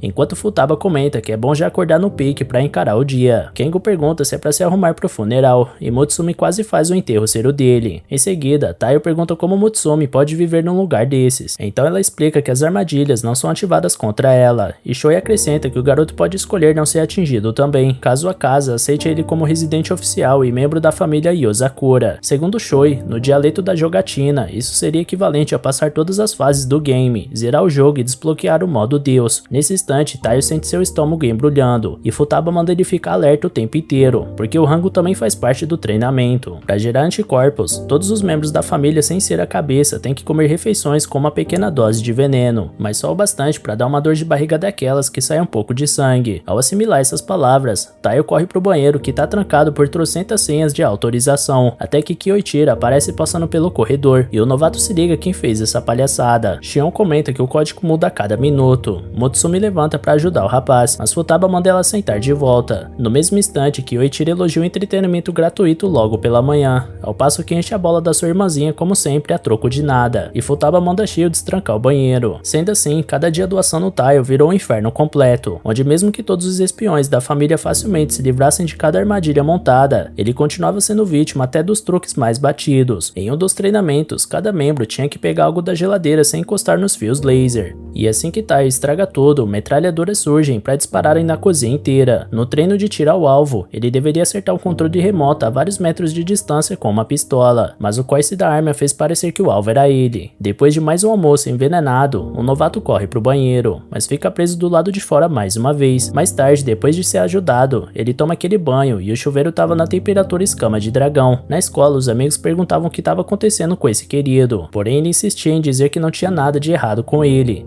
quando na verdade uma blusa de treinamento adicionava 30 quilos ao seu torso, quase fazendo sua mesa demolir de tanto peso. Os dias se passam e Taio tá cada vez mais exausto. Ao se aproximar da Motsumi, que ficou trabalhando até tarde, ele cobre ela para não passar frio. No meio da madrugada ele pratica seu disparo com pistola, mas ainda parece uma pessoa com miopia sem óculos. Durante a prática, Motsumi aparece e propõe uma pausa pro novato. Enquanto serve um chá pro Taio, ela questiona se por acaso o garoto não tá pegando muito pesado nos treinamentos, porque ela odiaria saber que essa obsessão é por conta dela. Taio tenta encontrar uma justificativa pro que ele tá fazendo, mas não encontra nenhuma. Motsumi reconhece o esforço do amigo, ainda mais porque ela sabe o quanto ele sempre foi dedicado desde mais novo. Em uma época da infância, os dois não eram nada além de vizinhos, mas o ponto de virada foi no final do ensino fundamental, quando o cabelo estranho da Motsumi, com sua mecha branca, atraía todo tipo de olhar e comentário. Algumas pessoas se incomodavam tanto que chegaram ao ponto de ameaçarem a garota por umas simples características, ou pior que isso. Um dia, um grupo de garotas tentou cortar a mecha da Motsumi, porém Taio chegou a tempo de impedir. Ao tirar a tesoura da mão da garota, ele cortava seu próprio cabelo feito um doido, enquanto Motsumi mandava ele parar, sem sucesso. As garotas fugiram dali ao ver a loucura do rapaz, que se justifica dizendo que estava só precisando de uma desculpa para cortar o cabelo, e parece que essa foi boa o bastante. Logo Taio se apresenta, por mais que a garota já soubesse o nome dele antes, então ele pede para ela contar para ele caso alguém queira machucar ela de novo, porque ele não vai deixar. Desde sempre Taio cuidou da amiga, e é por isso que hoje ela ama tanto ele, ao ponto de não querer que ele exagere demais com esses treinamentos. Observando a cena de fora, Shinzo e Shio se olham alegres. Ao amanhecer, a primeira coisa que Taio faz é calar o coco para ele não explodir. Ao descer as escadas, ele passa com cuidado pelos fios lasers do corredor e vai direto pro seu treino de pontaria no controle remoto. Shinzo se esconde dentro da sua lata para não morrer de graça, então Taio dá só um disparo. Feito isso, Shinzo fica feliz por agora o novato conseguir ligar a TV, mas como ele ainda não consegue trocar de canal, o espião ensina a postura correta para atirar, até que Shio entra na sala para entregar os registros de treino já analisados. Shio aproveita para perguntar para a garota por que o Shinzo vive ali dentro, então ela explica que o garoto é tímido e preguiçoso até o talo, por isso prefere ficar dentro dessa lata de lixo. Shinzo rebate que a irmã também só vive enfurnada no quarto, portanto ela senta na tampa da lata até o novato ir embora. Assim que ele se vai, o espião da lata de lixo comenta que ele tem talento, enquanto Shio reconhece que ele está avançando rapidamente, seja através do talento ou algo além disso. Nesse meio tempo, Kengo era punido por não ter lavado a louça ao ter que carregar uma pilha enorme de livros, enquanto Nanao e Taio se arrastavam pelo chão para não inalarem um gás venenoso no corredor. Kengo tenta escapar do castigo, mas Futaba bota o moleque no eixo de novo. Depois de 3 semanas da mansão Yozakura, o novato tá carregando 50 quilos a mais nas costas e atravessando as armadilhas de uma forma tão natural quanto a luz do dia. E é aproveitando essa luz do dia que ele degusta o café da manhã envenenado de sempre. Ainda assim, depois de beber leite e bater a dor de barriga, o pivete continua inútil para abrir a tranca da porta do banheiro. Motsumi se culpa por ter dado leite pro seu amigo, enquanto seus irmãos tentam distrair a caçula cabeça. Contudo, dessa vez parecia que o problema do Taio era além da barriga, então Futaba manda Kengo trazer remédio, ao passo que o rapaz vai fechando os olhos aos poucos. No consultório do Nanao, o exame indica febre por fadiga, então um tempo de repouso cairia bem. No entanto, Taio tenta convencer Futaba de que tá bem, que vai passar a última semana na mansão, porém a garota puxa a pele sangue do novato para revelar seu segredo. Durante todo esse tempo ele vinha escondendo seus hematomas, e essa irresponsabilidade quase causou sua morte. Por mais que Futaba reconheça que grandes ambições precedem grandes resultados, a análise de dados da Shion, junto do treinamento do Shinzo, as pílulas do Nanao para manter o moleque acordado mesmo exausto, e a pele falsa que o Kengo deu fez de todos eles cúmplices desse caso. Porém, Taiyo puxa a responsabilidade para si, alegando que todos tentaram convencer ele de parar, mas ele insistiu, porque precisava estar apto para proteger a Mutsumi o mais rápido possível. Dito isso, Futaba mete um tapa na testa do garoto, ensinando ele que para cuidar de alguém, antes você precisa aprender a cuidar de si próprio. Por isso, ela entrega um livro sobre quebra de código para o garoto estudar enquanto se recupera. Do lado de fora, a respeitada líder refletia sobre ter chamado Taiyo de inocente, porque agora ela acredita que a inocente ali é ela. Afinal, o que tá mantendo Taiyo empenhado não é o trabalho duro ou o talento, e sim seu amor por Mutsumi, esse que beira a insanidade. Por essa razão, Futaba considera que talvez o novato seja mais apto a proteger sua caçula do que ela imaginava. Dias depois, e após se recuperar, Taiyo finalmente arromba a fechadura, causando a festa da família, que arremessava um garoto pelo ar para celebrar sua mais incrível conquista. Feito isso, o anel do Taiyo reage às ondas magnéticas da casa, até que enfim ele é reconhecido como membro oficial da família Yozakura. Sendo assim, Futaba elogia o esforço do novato, e se compromete a treinar ele seguindo o método Yozakura. Por outro lado, Shinzo entrega para ele uma camisa de 100 quilos, enquanto Shio muda a dificuldade das armadilhas para muito difícil, e Mutsumi incentiva o jovem a dar seu melhor, esse jovem que entra em pânico diante das terríveis novidades. Um dia depois, Mutsumi estava provando e aprovando o almoço que fazia, mas só estava faltando aquele tempero final de mata-rato que a família Yozakura tanto gosta. De repente, Taiyo aparece perguntando como se coloca o sutiã, então Mutsumi deixa claro antes de tudo que aceita qualquer tipo de fruta que o esposo tenha preferência, ao passo que ele tenta explicar que só tá praticando seu disfarce. De repente, uma linda garota loira se oferece para ensinar o garoto como se faz direito, então Mutsumi manda o Kengo parar de palhaçada. Nessa hora o Shinzo aparece procurando o Taiyo e descobre que até casais recém-casados têm seus próprios fetiches, enquanto Kengo esfrega seus balões d'água no espião novato. Kyoichiro é quem dá as caras dessa vez, avisando que o irmãozão da galera tá partindo para uma missão, por isso ele pede um beijo de adeus pra caçula, que responde com um murro nele. Depois de toda essa treta, Shinzo tá partindo também para uma missão de nível baixo, que consiste em recuperar uma peça original que foi comprada com dinheiro falso, enquanto Taiyo questiona se é isso que ele chama de baixo nível. Shinzo lembra de uma coisa que ele queria dar pro mais novo membro da família. Mais tarde, na escola, perto do campo de beisebol, Mutsumi reclama das palhaçadas dos irmãos logo cedo de manhã, até que uma bola de beisebol tá prestes a atingir a cabeça do Taiyo. O garoto pega a bola sem nem olhar para trás e arremessa de volta na mão do lançador de forma cirúrgica. De boca aberta, o pessoal tenta chamar o prodígio pro time, mas ele ignora o convite. Na hora do almoço, Mutsumi observa que o Taiyo tá virando um super-humano graças ao treinamento, mas que ele precisa tomar cuidado para não se entregar, porque tem um povo do colégio chamando ele de ninja ultimamente. Depois do conselho, Mutsumi lembra de perguntar se hoje ele tá livre depois da escola. Ao chegar em casa, a garota tá cansada por carimbar uma papelada sem fim com o brasão da família, enquanto entrega cada papel pro Taiyo com uma ordem diferente sobre o que fazer em relação a ele, contendo assuntos complexos como porcentagem monetária na devolução de apartamentos. Olhando em volta, Taiyo se questiona se a garota é um robô para lidar com essas pilhas intermináveis de documentos, porém Mutsumi já tá acostumada com seu serviço. De repente, ela encontra algo importante sobre o Kengo e bate na porta dele, porém o rapaz não quer saber de visita porque tá ocupado jogando videogame, então a irmã decide entrar sem permissão. Lá dentro, no topo de uma montanha gigante de roupa suja, Kengo coloca a cabeça pra fora e acusa os invasores de violarem sua privacidade. Mutsumi lembra que ele não anexou uma papelada para um relatório, então Kengo pergunta que diferença faz uma papelada a menos, uma papelada a mais, enquanto cata um sushi de dentro da montanha de roupas. Taiyo se oferece para ajudar a achar a papelada no meio daquele mundo de tralha, então Kengo alerta sobre as armas e granadas espalhadas por ali. Além do mais, ninguém deve contar com ele nessa busca, porque ele é um espírito livre que não se importa com problemas. Mutsumi manda ele colocar uma roupa pelo menos na frente da irmã, mas o rapaz avisa que sua pele tá cansada de disfarces e precisa de um tempo para respirar. Além disso, eles sempre tomavam banho juntos, na época em que a garota ainda era minimamente legal, ao contrário de hoje, onde a caçula fica pagando de mamãe para todos os irmãos. Diante desse insulto, Mutsumi planeja disciplinar o moleque com algemas, então Kengo bate em retirada. Taiyo entra no caminho, mas o cara fica se disfarçando ao ponto de bugar a mente do espião novato. Como Kengo fugiu, a cabeça ativa a função de hibernação da casa, isolando ela completamente com barreiras de aço. Enquanto isso, Shinzo tá nos dutos de ventilação de algum depósito, realizando sua missão com a ajuda de um óculos que possui raio-x, zoom e gravação de vídeo, dentre outras coisas. Observando seu entorno, o espião fica impressionado com a tecnologia sofisticada do recinto, fora a segurança reforçada. Logo ele vê o diretor visitando sua empresa, que comanda 60% 100% do mercado emitindo notas falsas. O diretor comenta que eles devem muito àquele jovenzinho por isso, e assim Shinzo descobre que tem alguém por trás do tabuleiro. Então derruba os seguranças quando tudo fica mais tranquilo para investigar o caso. No entanto, um alarme soa e obriga ele a correr com uma moldura na mão. Voltando à mansão Yozakura, Motsumi procura pelo Kengo no quarto dela, e Tayo se surpreende com tantos hobbies que a garota tem por ali. Ela explica que raramente pode sair de casa, então acaba passando tempo livre no quarto. Em um quadro pintado pela garota, Tayo acredita que ela tem ilustrado a maior causa do seu estresse naquela obra. Depois disso, eles vão até o quarto da Shion, que tá focada no seu exercício e não quer saber de pique-esconde no seu quarto. Pra piorar, ela acaba se desequilibrando e perdendo o jogo de equilíbrio, então Motsumi decide vazar dali o quanto antes. Em outros cantos, Kengo teria morrido caso acordasse a Futaba, e o mesmo aconteceria se ele invadisse o laboratório do Nanao. Quanto ao quarto do Goliath, parece que ele não tá no meio desses lustres de ouro e tanques de guerra, o que leva Motsumi ao último lugar possível, o quarto do Kyoichiro. Lá dentro, quadros com imagens da caçula cobrem todas as paredes, onde no meio do quarto tinha uma única cadeira. Depois de toda essa busca, Futaba, Shion e Nanao aparecem depois de terem compilado a data de um produto que eles confiscaram do cartel de drogas que eles prenderam semana passada. Confrontados com a própria incompetência, Tayo e Motsumi se olham com cara de bobo, enquanto Kengo finalmente se revela no quadro da Mona Lisa e mete o pé mais uma vez. Tayo estava prestes a pegar o fugitivo, mas ele acaba jogando a Mona Lisa na cabeça dele para impedir a perseguição. Tayo aponta que ele entrou naquele buraco e Motsumi nunca tinha visto essa passagem secreta antes, por isso tem certeza que Kengo conseguiu escapar. Tayo convence a garota que ela fez tudo o que podia, então ela desiste e desabilita a função de hibernação da casa, liberando cada entrada e saída. Depois, ela e seu parceiro voltam pro quarto do Fujão para procurar sozinhos a maldita papelada, e Motsumi agradece ao Kengo pela ajuda ao algemar ele, ou melhor, o Tayo. Tayo pergunta que palhaçada é essa, porém a garota sabe que é simplesmente impossível escapar da mansão durante a hibernação, por isso Kengo se disfarçou de Tayo para convencer ela a desativar a função. A propósito, sempre que abre a porta, o Tayo nunca deixa Motsumi entrar antes, portanto ela reconhece que o irmão tem muito talento pro disfarce, mas que ainda tem que comer muito arroz com feijão antes de enganar ela. Ao escutar aquelas palavras, Kengo podia ver a própria mãe na sua frente dizendo aquelas coisas, como no dia que ela pediu para ele segurar forte a mão da Motsumi, porque agora ele já era um garoto grande e precisava proteger a caçula. Diante disso, ele se revela ao tirar sua máscara e reconhece que Motsumi é uma verdadeira cabeça. Quando finalmente começou a procurar a papelada, Kengo pede desculpas por ter feito o Tayo de gato e sapato, mas o garoto tá de boa, além de ter sentido que a Motsumi se divertiu nessa investigação. Kengo ressalta que é só um ano mais velho que o novato, por isso ele não precisa se dirigir a ele com tanto respeito. Em algum tempo, enquanto Motsumi caminha sozinha pelo corredor, Tayo consegue achar a papelada e comemora no quarto junto do Kengo. Nesse meio tempo, Kyoichiro lamenta ter sido pego, porque Motsumi escreveu em um dos quadros que o irmão tinha prometido não espalhar esse monte de foto dela sem permissão. Mais tarde, Tayo pergunta pra Motsumi que tipo de ingrediente secreto ela coloca nesse curry, e ela revela que foi cianeto. Passando mal, o rapaz vai atender o telefone Sakura Negra, que possui uma linha telefônica exclusiva da família Yozakura. Do outro lado da linha, Shinzo esperneava pedindo socorro, então a caçula tenta acalmar o irmão, lembrando que em momentos de crise, um Yozakura deve contar quantas balas sobraram no pente, e Tayo questiona o que diabos significa isso, enquanto Shinzo conta a munição de cada arma com voz de choro. Em seguida, ele conta que trocou tiros com a segurança local, e que tinha mais gente do que ele imaginava, por isso acabou ficando sem munição. Motsumi sabe que o Shinzo é especialista em armas, porém um pamonha quando tá desarmado, então ela precisava agir logo. Dito isso, Tayo invade o local da missão, pensando que sua bolsa parece com a de um piquenique no parque, ao passo que Motsumi avisa ao Shinzo que a ajuda tá a caminho. Conversando à distância com o espião, à medida que Tayo avança, Motsumi acalma Shinzo contando a história de um campo de batalha onde viviam um avô mercenário e uma avó obcecada por violência. Enquanto o avô subia a montanha para caçar inimigos, a vovó ia até o rio fazer um massacre. Quando Tayo ia questionar cadê a tranquilidade nisso, um segurança aponta a arma na cabeça do jovem, e ele repete na hora o ensinamento do Shinzo sobre lidar com armas pelas costas. Ao empurrar a arma do inimigo para trás, Tayo neutraliza o mecanismo de disparo da pistola. Depois ele prende a mão com a arma debaixo do seu braço e mete uma cotovelada no queixo do oponente, derrubando ele. Quando outros seguranças ficam alertas com barulho, Tayo rastreia mentalmente 3 inimigos. Quando o primeiro vira a esquina, Tayo dá uma joelhada no crânio dele, enquanto o segundo agarra o garoto pelas costas. O terceiro ia perfurar Tayo com uma adaga, porém sua roupa à prova de furo salva a vida dele. Por fim, Tayo saca o presente que Shinzo deu pra ele mais cedo, um revólver especial chamado Iai, que dispara uma descarga elétrica de 8 milhões de volts. Com esse revólver, o espião neutraliza seus alvos e segue o caminho livre até o companheiro em perigo. Ao chegar no depósito, quando ia dar pro Shinzo a arma que a irmã mandou entregar, o homem abraça o novato aos prantos de tanto medo, mas logo se acalma ao sentir um cheiro de metal e pólvora da pistola. Tayo pergunta se não é hora de ir embora, até que seguranças invadem o depósito, pegando Tayo de surpresa, mas não Shinzo, que se antecipa e acerta a pistola que cada inimigo carregava. Deixando o esconderijo, ele usa um guarda de escudo para acertar os outros alvos ao redor, e logo pede para Mutsumi mostrar o caminho para a saída de emergência da fábrica. Com a chegada de novos atiradores, Shinzo arremessa uma granada na direção deles e dispara contra a granada para explodir ela no momento certo. Ao baterem em retirada, tudo parecia dar certo para os Yozakura, porém um tiro atravessa a coxa do Taiyo e imobiliza ele. Do alto, o atirador avisa que com qualquer movimento brusco, o próximo é na cabeça. Além do mais, ele dá 3 minutos para o sangramento do Taiyo piorar ao ponto de causar danos irreversíveis, por isso Shinzo deve largar a arma se quiser um kit de primeiros socorros. Assim que o espião faz isso, Taiyo se recorda da Mutsumi dizendo que seu irmão valoriza muito as armas, porém se livraria sem pensar delas para proteger aquilo que valoriza acima de tudo. Mas ao fazer isso, ele vai ser incapaz de defender o que deseja. Caso isso aconteça, Taiyo deverá armar ele com sua arma secreta, custe o que custar, e essa arma secreta é literalmente tudo que se encaixa na mão dele com facilidade. Assim, Shinzo arremessa o garfo de sobremesa no cano do fuzil do inimigo, que saca a pistola para não perder tempo, porém é Shinzo que acerta seus disparos no alvo, ao contrário do oponente. Com tudo resolvido, Shinzo pede perdão por ter preocupado Taiyo e Mutsumi, enquanto promete focar mais nos treinamentos em armas de fogo, porque a qualquer momento ele pode precisar disso para ajudar seu mais novo irmãozinho Taiyo. Enquanto isso, um homem chega na fábrica querendo saber quem contratou o sniper, porém, leva uma cuspida na cara e finaliza o serviço com seu martelo. Ao olhar seu próximo alvo na agenda, lá tava a foto do Taiyo Asano. Dias depois, Taiyo tava dando um rolê pela cidade à noite, enquanto Mutsumi contava pra ele no telefone que um certo casal brigou um dia desses, mas que no dia seguinte eles saíram juntos pra um lugar conhecido como Roda Gigante do Amor. Segundo dizem, se um casal ver o pôr do sol nessa roda gigante, eles serão felizes pra sempre. Por isso, Mutsumi gostaria de ir até lá com Taiyo na sua próxima folga. Porém, antes do garoto responder, o marteleiro da fábrica surge de carro na frente dele. Então Taiyo pressente o perigo e desliga. Sem rodeios, um homem pergunta se tá falando com Taiyo Asano, o que o rapaz confirma. Então o homem mostra seu distintivo e alega ser Seiji Hotokeyama, policial do distrito de Koizumi, e que gostaria de falar com Taiyo. Uma vez interrogando o jovem, Hotokeyama vai direto ao ponto e informa que uma foto suspeita dele foi postada na Deep Web. Vendo aquilo, o espião novato se pergunta cadê aquela história da família Yozakura limpar cada rastro dos membros. Além dessa foto, Taiyo foi flagrado sob posse de arma de fogo ilegal, invadindo propriedade privada, fazendo racha de manhã na estrada e explodindo um colégio. Diante disso, Hotokeyama questiona se o moleque tá tentando virar alguma espécie de coringa japonês do ensino médio. Mas o mais curioso não é essa parte. O estranho é que em nenhuma dessas imagens, os coautores foram flagrados, mesmo que claramente os crimes envolvessem outras pessoas. Tendo isso em jogo, Hotokeyama questiona se o jovem faz parte de alguma organização secreta, e caso isso se confirme, ele garante que o rapaz poderá firmar um ótimo acordo em liberdade caso delate seus parceiros. Seja como for, Taiyo alega que não sabe de nada, então o suposto oficial pede para ele pegar leve e pensar de novo, antes de misturar uma substância num copo d'água e oferecer pro suspeito. Taiyo pergunta se esse é o famoso pozinho da verdade, mas o homem responde cinicamente que é leite ninho com açúcar. Taiyo deixa claro que não vai acreditar numa baboseira dessas, então o investigador enfia a bebida no garoto goela abaixo. Felizmente, a tecnologia Yozakura incluía um balão que absorvia substâncias estranhas na garganta e expelia em forma de balão, então Hotokeyama apela pro martelo. Taiyo desvia da martelada e acaba caindo num dos cantos da sala, e lá ele percebe que os sacos de lixo possuem cadáveres dentro. No meio disso, um homem de martelo revela que o sangue que escorre pelo chão pertence a um vendedor de tóxicos que arruinou a vida de milhares de pessoas. Esse criminoso usou seu poder e influência para fugir da justiça durante décadas, porém ele, Hotokeyama, levou a justiça até esse homem. Dito isso, Taiyo se pergunta se esse cara realmente é um policial, enquanto ele avisa que caso o garoto não abra a boca, ele vai perguntar pessoalmente pros amiguinhos dele na escola. Nesse instante, o espião vê um arame de aço atrás da cabeça do investigador, e por isso ele cria coragem para dizer que não diria nada nem se sua vida dependesse disso. Logo Hotokeyama coloca isso à prova dando outra martelada, porém Taiyo consegue escapar das mãos do oficial. A martelada quebra a parede, e atrás dela tava o Kyoichiro reclamando que mais um pouco e seu terno ficaria todo empoeirado. Hotokeyama vê que foi descoberto de novo, enquanto o espião sênior se refere ao suposto policial pelo primeiro nome, Seiji. Taiyo pergunta o que tá acontecendo, então Kyoichiro explica que esse homem, Seiji Hotokeyama, Hotokeyama foi seu colega de classe na escola. Em troca de ajudar nas investigações dele, o policial se comprometeu a encobrir os rastros da família Yosakura. E falando nisso, ele quer saber como o caçulinha se saiu. Então o policial conta que Taiyo Asano não delatou os aliados e nem caiu nas armadilhas. Dito isso, Kyoichiro aplaude o novato, enquanto Hotokeyama aproveita a presença do espião para pedir um favor em troca do que ele fez. Então Kyoichiro finge que tá na hora de uma nova missão e vai embora sem dar resposta. Como o moleque Yosakura ficou sozinho, o policial oferece uma carona pra ele, mas o garoto prefere ir a pé. No dia seguinte, Taiyo tava de novo mais morto que zumbi cremado, até que o vice-diretor do colégio, Hirokawa, entra na sala pra avisar que o professor deles teve que faltar hoje. Por isso ele que vai dar aula hoje sobre o Japão moderno. A molecada em volta fica empolgada com essa notícia, mas o Asano não parece muito feliz com isso. Então o vice-diretor questiona o motivo. No meio da aula, o coitado mal consegue manter os olhos abertos, então resolve tirar aquela soneca maneira só pra dar um gás. Porém um giz é arremessado na sua direção e perfura a parede após o garoto desviar. Feito isso, o vice-diretor usa código Morse para ensinar para o novato que um espião precisa controlar até seus impulsos mais pesados de sono, citando o exemplo de golfinhos e aves migratórias, que descansam apenas metade do cérebro por vez, possibilitando um estado acordado permanente. Segundo ele, humanos também podem desenvolverem essa técnica, desde que treinem o bastante para isso, como ele fez ao se graduar em privação de sono aos 15 anos. Por outro lado, Taiyo acha que o homem se graduou em desumanidade nessa idade, então o suposto vice-diretor avisa que vai ficar de olho na frequência cardíaca do aluno, e caso ele tente dormir de novo, será acordado na velocidade do som pelo giz do despertar. Também em código Morse, Motsumi reclama que o irmão mais velho só quer encher o saco do Taiyo.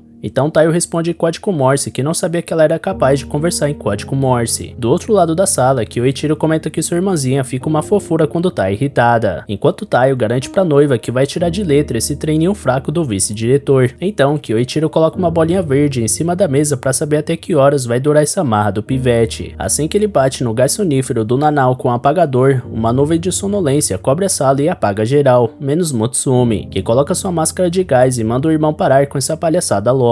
Kyoichiro aplaude a sagacidade da irmã por andar sempre com o equipamento correto, ao mesmo tempo em que elogia a capacidade do novo irmãozinho de dormir sentado sem dar pinta. De toda forma, ele pretende acabar com o descanso do novato com arremesso de giz, porém Taiyo usa seu revólver elétrico para rebater os projéteis, sem nem acordar do sono. Motsumi questiona se o irmão quer transformar seu noivo num monstro, mas tudo que o espião alega querer é treinar os membros da família até os últimos patamares imagináveis. Tendo isso em mente, ele taca giz no Taiyo como se possuísse um fuzil em mãos, e o jovem desviava de cada arremesso com a graça de um boneco de posto. Depois desse dia, Taiyo virou um sonâmbulo compulsivo, andando pela casa como morto-vivo e aterrorizando os moradores por onde passava. Certa manhã, o jovem lia estratégias de espiões para encontros amorosos. O manual dizia que 90% dos casamentos entre espiões terminam em divórcios, porque o trabalho é tão exaustivo que nenhuma das partes tem energia e tempo para dedicar ao parceiro ou à parceira. Falando em parceira, Motsumi dá um copo de chá pro seu noivo, que ia chamar a garota para dar um rolê,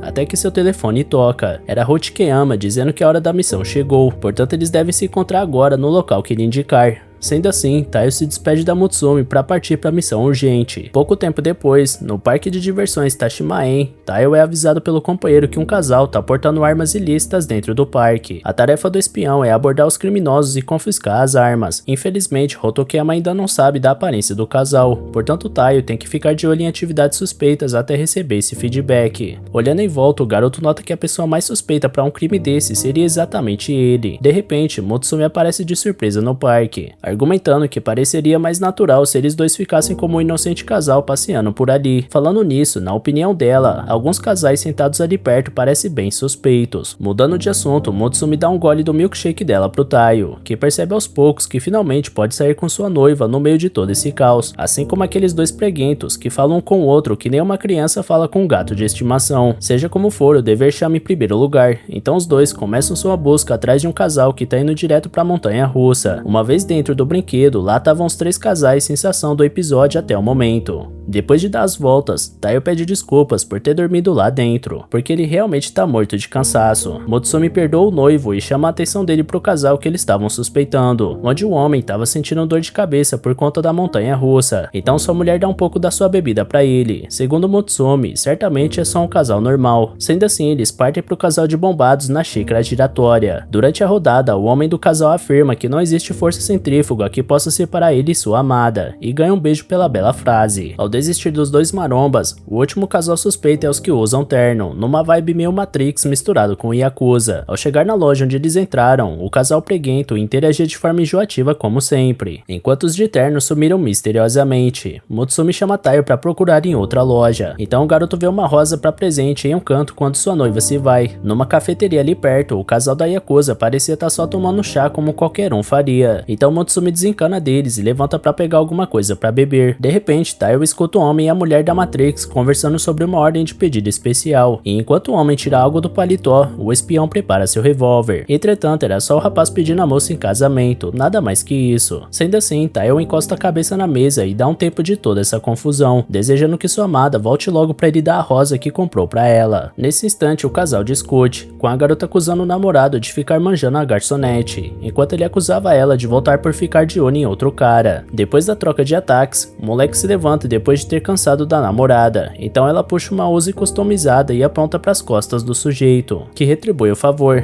Feito isso, a cafeteria entra em pânico e todo mundo se empurra para meter o pé, deixando a Motsumi presa na multidão alvoroçada. Enquanto isso, o casal maníaco troca tiros no meio do estabelecimento, com Tayo no fogo cruzado. Então o espião se protege debaixo de uma mesa e ajuda uma criança a tampar os ouvidos. Durante o tiroteio, a rosa que o Tayo ia dar para Motsumi é atingida, então ele perde a linha e atira contra o casal com o IAE, seu revólver de 8 milhões de volts. Por algum motivo o casal sobrevive, e sua DR é levada para os tribunais, porém os dois estavam agindo como se fossem amantes injustamente separados, gritando de amores um pelo outro enquanto eram levados pelas viaturas. No fim da tarde, com o término da missão, Hotokiyama elogia Tayo pelo ótimo trabalho, enquanto que Oichiro surta de ódio pelo policial ter mandado o pivete com sua irmã para um encontro no parque. Shoi escuta a choradeira do irmão, mas só pensa na sua barriga vazia, ficando cheia mais uma vez. Aproveitando que o pôr do sol chegou no momento certo, o casal e Osakura finalmente tem seu momento juntos, na roda gigante do amor, e Motsumi acha que as lembrancinhas que eles compraram valeu a pena por todo o sufoco de mais cedo. Por falar nisso, ela lembra seu amado que esse é o momento do dia onde dizem que essa roda gigante dá pro casal um futuro feliz pra sempre. Aproveitando a brecha, Tayo dá a rosa pra Motsumi. Segundo ele, a bala da Uzi pegou de raspão, então a flor não chegou a ser destruída nem nada do tipo. Cheia de vergonha, a garota aceita o presente e agradece. Já o Tayo agradece por tudo que ela tem feito por ele desde sempre. Porém, nem todos da família Osakura têm tido algum momento de lazer, como é o caso da Shion. Enquanto uma garota desconhecida aplica alguma manobra de hacker no seu PC, a espiã termina uma fase no videogame e finalmente consegue deitar pra dormir depois de estar acordada por 80 horas seguidas. No entanto, o telão do seu quarto revela uma missão de emergência, antes que ela pudesse pregar o olho. Ao ver uma espécie de porco-espinho invadindo o jogo, Shion levanta revoltada e promete que quem tá fazendo isso vai pagar. Logo dá erro no computador da hacker, então ela se apavora e tira o PC da tomada. Dentro do telão, o porco-espinho cria asas de morcego e voa pra longe, impedindo que Shion chegue até ele. Pouco tempo depois, a hacker liga o computador de novo e fica encantada com as fotos do Tayo que conseguiu. Quando amanhece, Shion tá devastada de sono, avisando o pessoal que algum esquisitão hackeou a base de dados ontem à noite, tentando invadir os dados pessoais do Tayo. De qualquer forma, como Shion atualizou a segurança da web, ela garante que nada demais aconteceu, mas ainda assim ela acha estranho alguém conseguir entrar no sistema, mesmo que só os irmãos da família saibam o código de acesso. Por algum motivo, Tayo tem um péssimo pressentimento em relação a isso. A caminho da escola, Motsumi questiona o noivo o motivo de alguém ter invadido só pra pegar os arquivos dele e nada mais. Na opinião do garoto, seja lá a razão, é meio assustador. Nessa hora, alguém joga projéteis afiados de aço na direção dos dois, e vemos que é a hacker escondida atrás de um poste. Tayo puxa Motsumi pra longe, enquanto a hacker persegue o casal. Durante a fuga, Tayo percebe que não vai conseguir despistar a garota, então puxa seu revólver pra bater de frente com a perseguidora. Porém, a hacker é mais inteligente e ataca seu alvo por cima, que se defende antes de ser atingido. Estranhamente, a garota desiste do ataque e puxa o saco do espião, se deixando inteiramente na mira dele. Tayo pergunta quem é essa pessoa, e primeiro ela dá oi pro mestre Tayo, depois diz que ama ele, e por último pede pra ele morrer agora. Confuso, o garoto pergunta pra Motsumi o que é isso, e ela analisa o traje e as agulhas da outra garota, supondo que ela seja Ayaka Kirisaki, a espiã caçadora. Essa garota é famosa pelos piores motivos possíveis, usando suas técnicas de espiã pra perseguir os homens pelos quais ela se apaixona, e depois fazer acupuntura nível hard com os caras. Ayaka complementa que caiu de amores pelo Tayo, e que essa história de romance começou com um vídeo na Deep Web. Mas não é só ela que tá de olho no espião Yosakura. Por acaso, uma empresa multinacional bilionária colocou uma recompensa de $100 mil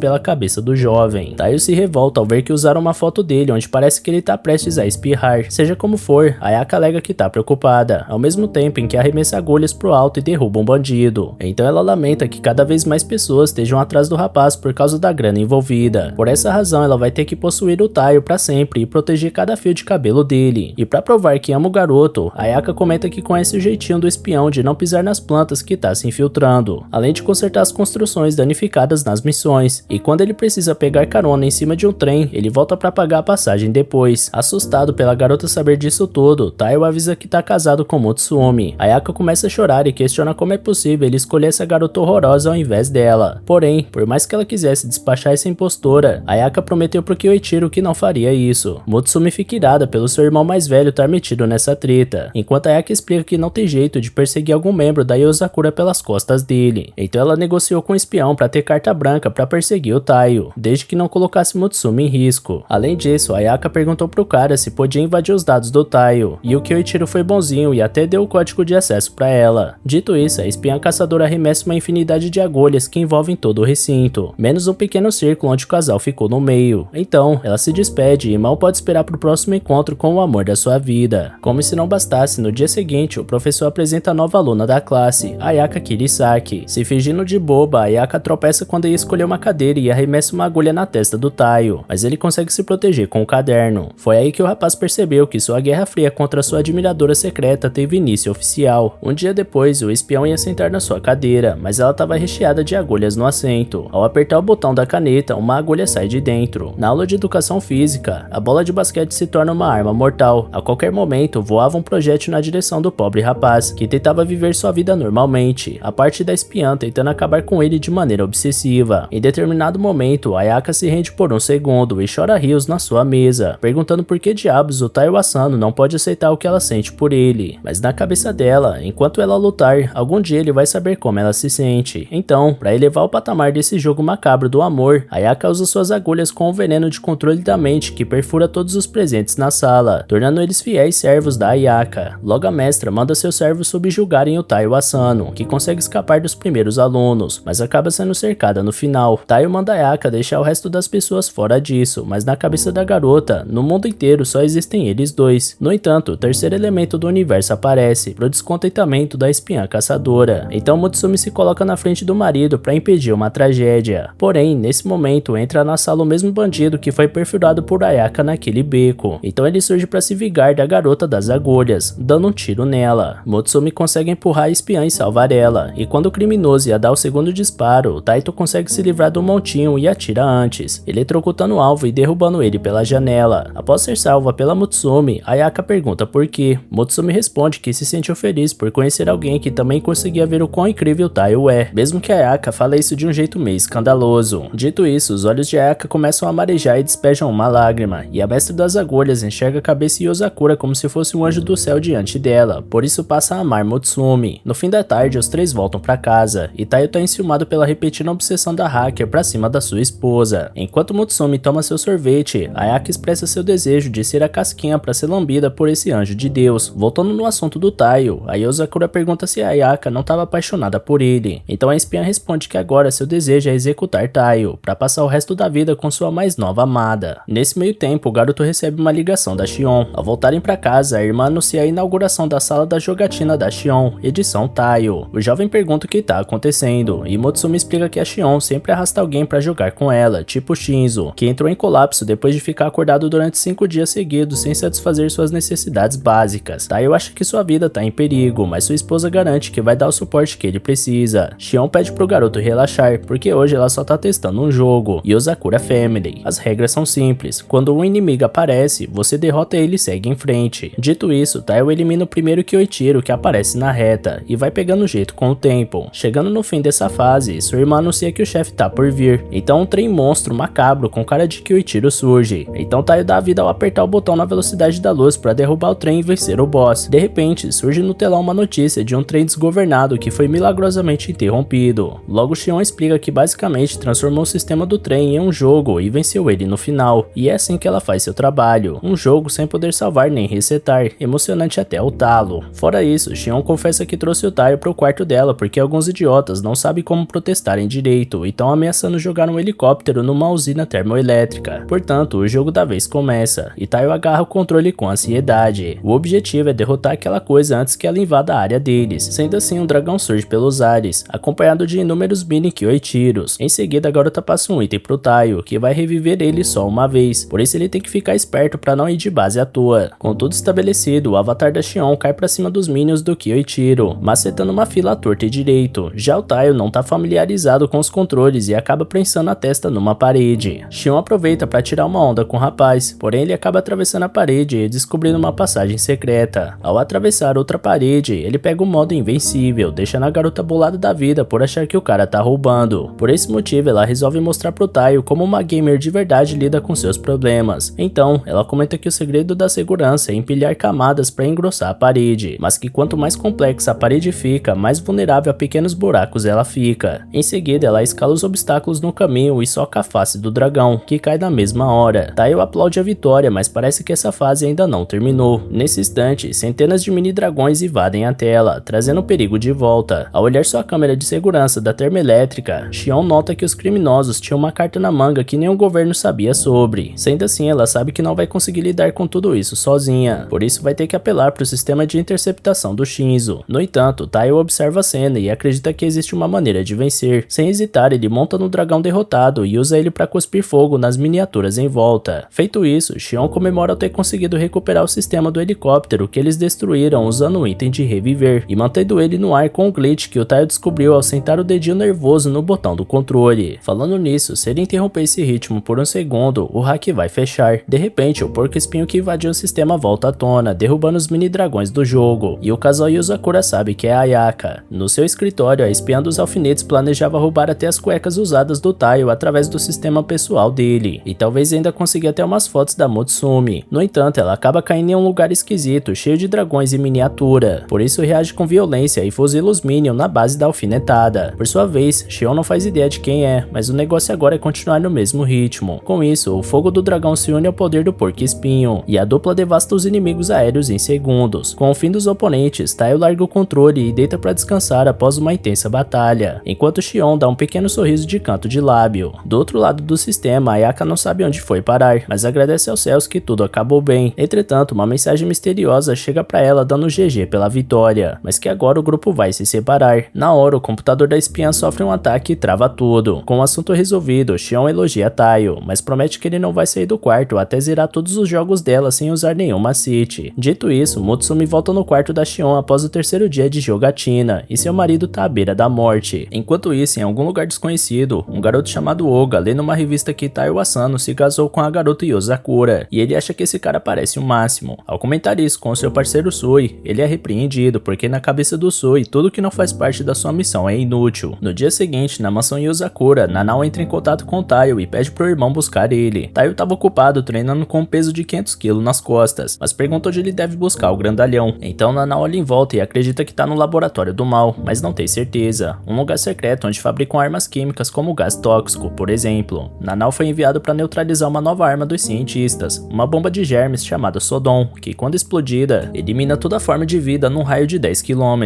Agora que tem essa arma em mãos, Nanao tá com medo de sair na rua com essa coisa na mão e dar ruim, então decide engolir. Taio pergunta se o cabeça de balde tá querendo morrer, e ele responde que o corpo humano possui um variado leque de funções desintoxicantes, e o corpo dele é muito mais efetivo nesse aspecto do que uma pessoa normal. Por fim, o cientista explica que deve levar 3 horas para digerir toda a substância. O único problema é que ele tá ficando sonolento. Taio começa a se preocupar pela vida do irmãozinho, porém ele avisa que botou todo mundo do laboratório para dormir, mas realmente seria maneiro se o Taio buscar ele logo antes que os outros laboratórios fiquem sabendo dessa invasão. Sendo assim, Nanao consegue informar que tá a 5 minutos de distância da estação Nansei, antes de apagar de vez. Em pouco tempo, Taio tava no laboratório para salvar o grandalhão. Chegando lá, ele vê que os guardas estão desacordados, e a segurança do local foi quebrada. Apesar de Nanao ter invadido esse lugar, Taio tem a impressão de que não foi ele o causador de tudo isso. Em seguida, um segurança ameaça atirar no espião, porém uma corrente com pingente atravessa o corredor e derruba o homem. Taio se vira para entender o que houve, e lá estavam Sui e Oga, Oga. Logo o espadachim aborda Taio e se apresenta como Sui Aoi, além do seu colega Oga Inugami. Os dois trabalham para Hinaji-ku, uma unidade de inteligência governamental, sendo espiões do governo com a missão de neutralizar esse laboratório. Taio se lembra de já ter escutado esse nome antes. Ao invés de espiões freelancer igual os Yozakura, esses caras são espiões de elite que operam sob ordem estatal. Logo Sui pergunta o status do local, e Oga aguça seus sentidos para informar que a sudeste, a uma altura de menos 47 graus negativos, ele pode ouvir os passos de 5 pessoas, e pelo cheiro de cartucho eles estão armados.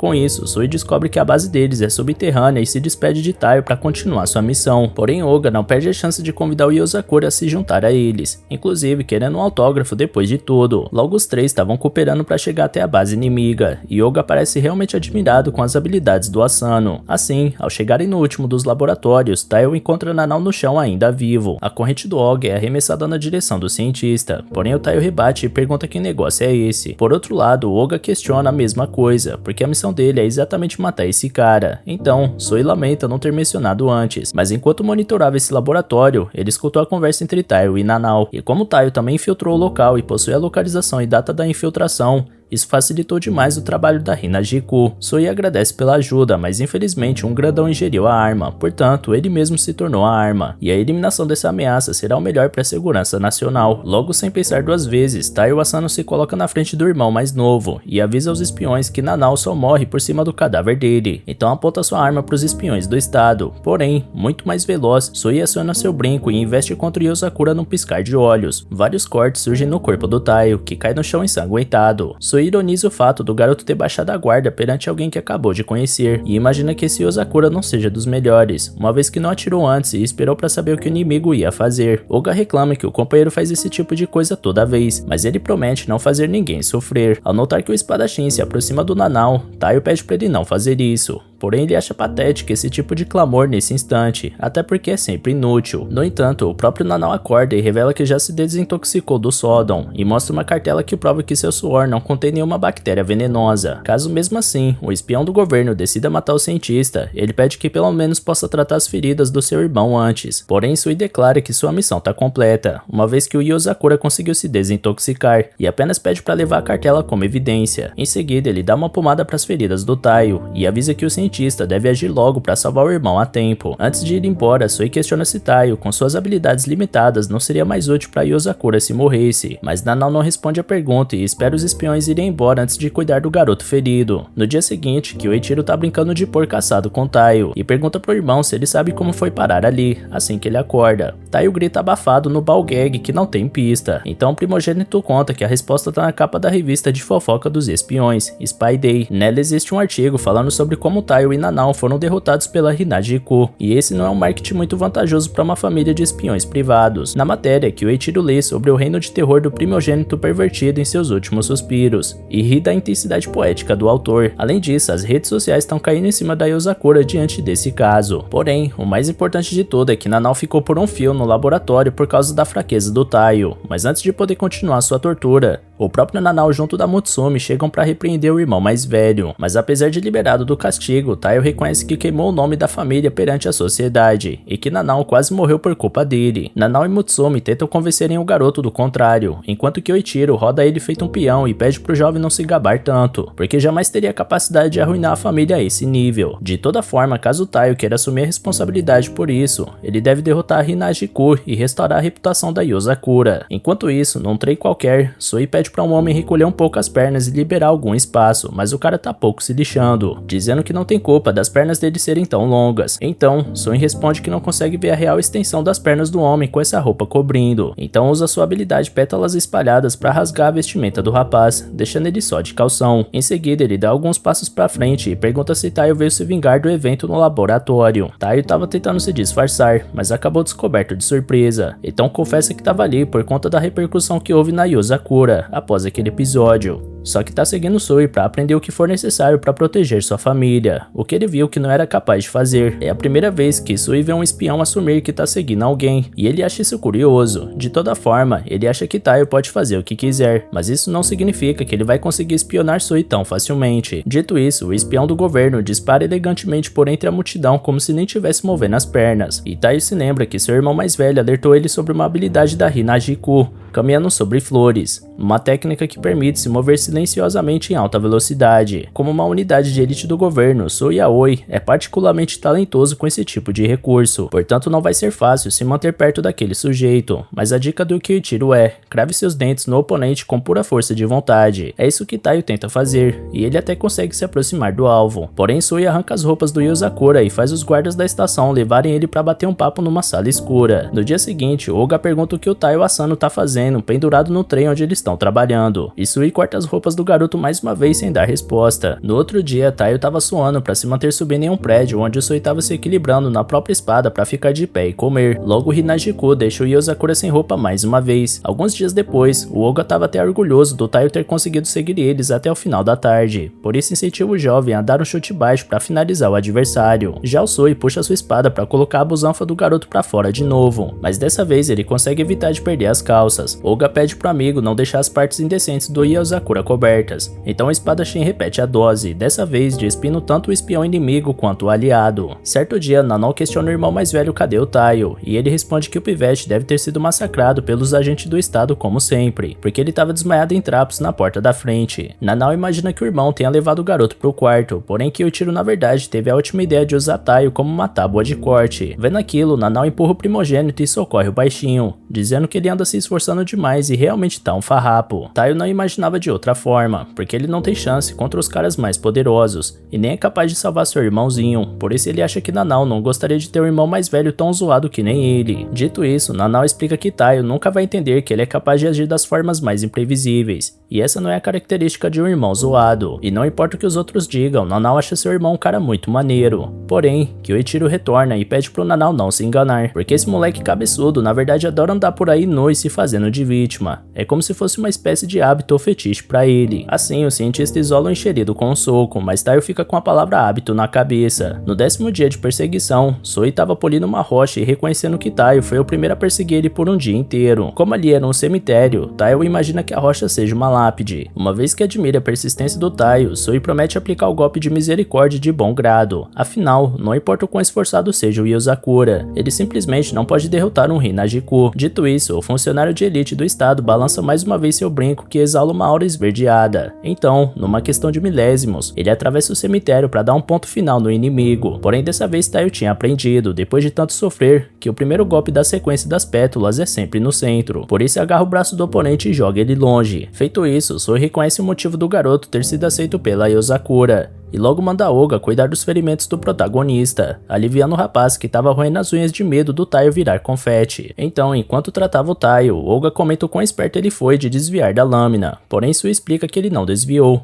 e sim aprendeu o hábito do oponente, e até agora isso foi o bastante para mudar sua opinião acerca do Yozakura. Logo o artigo público sobre a humilhação da família Yozakura tinha sido esquecido, mas porque uma nova matéria sobre um membro da família correndo pelado pelas ruas tinha tomado seu lugar. Dias depois, durante a festa de Kuroyori, o povo se reunia e aguardava ansiosamente no escuro da cidade, até que luzes se acendem num palco e mostram um homem bizarro com uma peruca rosa dando boas-vindas aos cidadãos. Espiando essa cena, uma mulher questiona se um subordinado falhou mais uma vez, e ele reconhece que sim, porque a vigilância em volta dele estava muito acima do normal. Seja como for, a mulher tem um bom plano para virar esse jogo de volta, e esse plano envolve Taiyo Asano. No dia seguinte, o referido pobre coitado tá ajudando sua esposa a carregar algumas tralhas dela sem saber o motivo. Logo Motsumi leva seu marido até Sui Yaoi. Taiyo pergunta se a garota conhece esse cara, e ela conta que os dois trocavam ideia de vez em quando no colégio. Motsumi deixa bem claro que não esqueceu o pequeno incidente do espadachim envolvendo o Nanao e o Taiyo, porém o espião do governo não se importa, porque estava apenas cumprindo seu trabalho.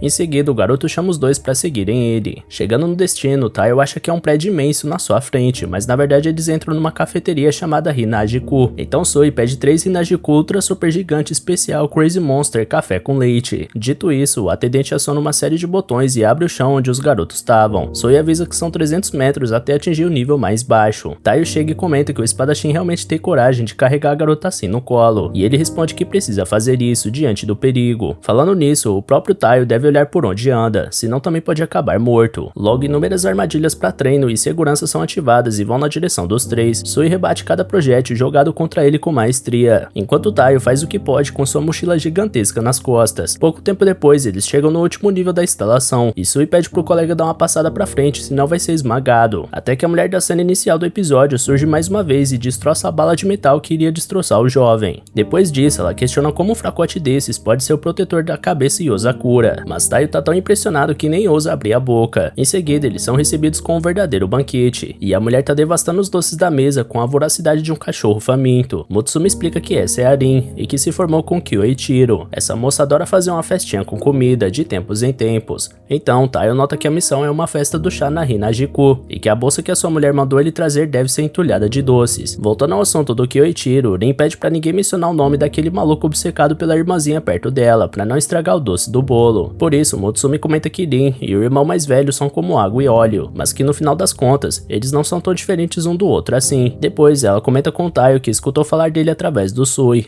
e que o espadachim acha ele um abestado imprestável. Em sua defesa, o espião do governo argumenta que ninguém fala dessa forma rude a não ser sua chefe, e que na verdade ele disse que o Taio, para um espião, é mais lento que a lerdeza em si, impossibilitando o próprio sucesso. Logo em seguida, Kyoichiro explode a parede da instalação espiã, dizendo que os únicos capazes de bloquear o GPS da Yozakura é a Hinajiku. Dito isso, ele ordena que Rin entregue Mutsumi, senão as coisas que ele fará caso contrário são tão horríveis que o anime fez questão de censurar cada palavra saída da boca do espião. Ainda assim, Rin enfrenta o homem e manda ele cair fora. Dito isso, ele joga seus aremes pra cima da mulher, porém ela destrói todos com um forte soco. Ela pergunta se é só isso que ele tem, então ele devolve a pergunta, querendo saber se ela quer ver seu corpo cortado em fatias. Dito isso, o duelo entre os dois começa a ficar feio, provocando uma destruição completa no recinto da luta, e ligando o sinal de emergência para os outros espiões do estado que estavam presentes para evacuação. Sui diz que vai resolver a situação dos dois brigões, então pede pro Taio e Mutsumi buscarem a saída. O espadachim tenta se aproximar, porém os rivais não permitem que ele atrapalhe a batalha. Sendo assim, a própria Mutsumi se coloca entre os dois, porém os combatentes já estavam com o golpe engatilhado no final do percurso, não dando chances de mudarem de direção. No entanto, Taio aparece e bota a cara a tapa no lugar da sua esposa, fazendo a cara dele virar um passatempo de morango mastigado. Vendo até onde chegou essa treta inútil, Mutsumi avisa que caso algo desse tipo se repita, ela vai parar de falar com os dois, o que obviamente apavora a dupla de brigões. Kyoichiro chega a desmaiar, porém Rin junta suas forças para implorar o perdão da garota, ressaltando o quanto o marido dela é forte por ainda estar vivo, enquanto todos olham para sua cara parecendo um presunto amassado. Mais tarde, Rin convoca Taio para investigar um político chamado Yoshimasa Kuroyori, conhecido como político dançante, que expressa suas propostas de projeto enquanto se veste de uma forma escrota e faz uma coreografia duvidosamente ensaiada. Independente disso, Kuroyori sabe como cativar seu público, e sua popularidade atual gigantesca reflete esse talento. No entanto, algumas pessoas descobriram que aquelas mãos andam sujas de sangue. Sob ordens de Kuroyori, os espiões 1, vermelho, 2, azul e 3, verde usam dos mais variados crimes para manter a esfera de influência do seu chefe, incluindo subornos e execuções. Até o momento, seus talentos duvidosos mantêm ele longe das suspeitas, porém a Hinajiku confiscou uma bomba em miniatura num caso não relacionado dia desses. Mesmo que tenha um alcance de poucos metros, essa bomba é conhecida por não deixar rastros, sendo o item que todo espião de outro continente deseja ter. Dito isso, eles têm uma pista sobre como pegar o Kuroyori, porque eles têm uma imagem de uma face cortada pela metade, supostamente dele, numa negociação de explosivos. Infelizmente, isso não é o bastante para provar nada contra o político, porém antes que alguém se machuque, o governo precisa se agilizar para conseguir informações sobre os planos de explosão deles. Por fim, Taio pergunta por que ele que vai ter que liderar essa missão, então ninguém explica que eles precisam de um cara de fora para fazer o serviço, já que a Hinajiku tá muito marcada aos olhos do Kuroyori e seus comparsas. Sendo assim, Rei começa seus trabalhos e estiliza o jovem espião com as vestimentas certas para ele ser contratado pelo evento, que tá buscando mulheres de cabelo preto e cílios longos. Com tudo definido, a festa Kuroyori começa e logo todos os presentes estavam participando da coreografia bizarra do Kuroyori, como numa espécie de transe coletivo. Com seu carisma inigualável, ele tem o prazer de apresentar mais uma amiga de todos, a querida Yoko Asada. No entanto, manifestantes contra Kuroyori chegam no evento e expressam seu ódio pelas medidas tirânicas que ele tomou. Logo a festa vira uma confusão generalizada, até que uma caixa de som estava prestes a cair em um dos manifestantes. Antes disso, o próprio Kuroyori coloca seu corpo para salvar o homem, e em seguida seguida ele lamenta que algumas decisões tenham ferido pessoas, porém ele reconhece que até a indignação é o grito da alma do ser humano, e sua função como político é escutar essas vozes e fazer algo para melhorar a vida das pessoas com isso. Por isso, ele aperta a mão do manifestante e pede para que eles tenham a chance de dialogar em paz. Então, sendo carregado de maca para a ambulância, Kuroyuri pede para Yoko Asada voltar para o escritório, enquanto a população em volta ovaciona um homem de peruca rosa. Assim que a porta da ambulância fecha, um espião limpa o sangue falso do rosto do homem e elogia todos pelo belo trabalho, inclusive o do vermelho pelo timing perfeito ao planejar a queda daquele equipamento de som, além do amarelo ter feito as feridas parecerem muito realistas. Já o azul ficou encarregado de analisar a reação do público nas métricas, e o líder nota que sua popularidade subiu ainda mais depois desse episódio, mas como ele quer sempre mais, ele pede pro subordinado viralizar esse vídeo na internet e dar mais um boost na reputação dele. Afinal, tudo isso vai fazer com que ele em breve assuma o país e governe esse bando de bobos. Escutando tudo debaixo da maca, Taio descobre que a cena foi armada, por isso se compromete a explanar esse cara, custe o que custar. No entanto, ele precisa ficar ligado o tempo inteiro pra não dar mole estando debaixo do nariz daquele bando de sequelado. Então ele segue em busca de qualquer evidência dos crimes cometidos por Kuroyuri e seus comparsas. Apesar do esforço do jovem espião, a equipe do político dançante continua ordenando seus crimes de forma impecável e mascarando suas ações, elevando cada vez mais a popularidade do candidato frente à população. Ainda por cima, conforme a bomba se aproximava, Taio não tinha uma pista sequer. O pior de tudo é que o Yozakura tá 24 horas por dia do lado daqueles patetas, mas eles nunca dão nenhum sinal de que estão tramando alguma coisa, e o fato deles ainda assim cometerem um crime atrás do outro tá deixando o garoto maluco. Só que sem dúvidas o mais bizarro é que todos são fascinados por dançar, mas ironicamente nenhum deles nem consegue manter o ritmo, ou melhor, na verdade não seja exatamente uma dança, alguma coisa precisava fazer sentido. Sendo assim, ele analisa mais profundamente aqueles movimentos patéticos dos dançarinos de quinta categoria, então descobre que eles se comunicam através de passos de dança, movimentos e gesticulações, fora batidas em determinado ritmo, como num código Morse. Com isso, eles poderiam se atualizar dos resultados dos crimes sem levantar suspeitas das suas atrocidades. Nessa comunicação, Taio capta o líder da facção, revelando que o ataque com a bomba vai acontecer amanhã. No dia seguinte, Kuroyuri se apresenta para o primeiro-ministro, e Taio lembra do político dançarino, dizendo que eles dois estarão juntos numa reunião. Segundo Kuroyuri, os políticos que estarão nessa reunião são do tipo que não gostam muito de molhar as mãos, portanto, uma hora ou outra, eles terão que ser eliminados. Quanto à bomba, ela será plantada debaixo do palco, e tudo será montado para Kuroyuri não se ferir de verdade, como da outra vez. Por isso, o político aciona um botão pro show começar. Uma pequena explosão causa uma confusão na fonte de água do exterior, e todos se aproximam para ver o que foi. Apesar de não ter tido tempo de desarmar a bomba, Taio conseguiu neutralizar a explosão lá embaixo. O problema é que Kuroyuri já sabia que a mocinha ali na verdade é o Taio Asano, então ele aponta uma arma para a cabeça do espião e avisa que tem outra bomba além dessa. Por fim, ele dispara no Taio e explode a segunda bomba, que dessa vez é acionada com toda a sua capacidade, causando um belo estrago naquele andar. Kuroyuri acha que se livrou de todos, porém eles foram protegidos por uma massa anti-choque criada pelo Shinzo. Taio se levanta e aponta sua arma para os criminosos, que retribuem o gesto na mesma moeda, vendo que o jovem usou spray de sangue. No entanto, uma sombra emerge no cenário cortando cada arma inimiga como se fosse água. Feito isso, Sui dá a voz de prisão para os 4 bandidos. Os espiões contratados dão no pé na mesma hora, deixando para trás o peixe grande da história. Pela última vez, o político tenta reagir com uma pistola escondida na peruca, porém o espião de espada corta todas as roupas dele e finaliza a resistência. Feito isso, Taio é o encarregado de escoltar o suspeito, e de forma surpreendente o homem conhecia o revólver Iae do Taio, além de comentar sobre a tragédia na família do garoto que levou ele a provar seu valor como um novato na Yozakura. Segundo Kuroyuri, essa tragédia não foi um acidente.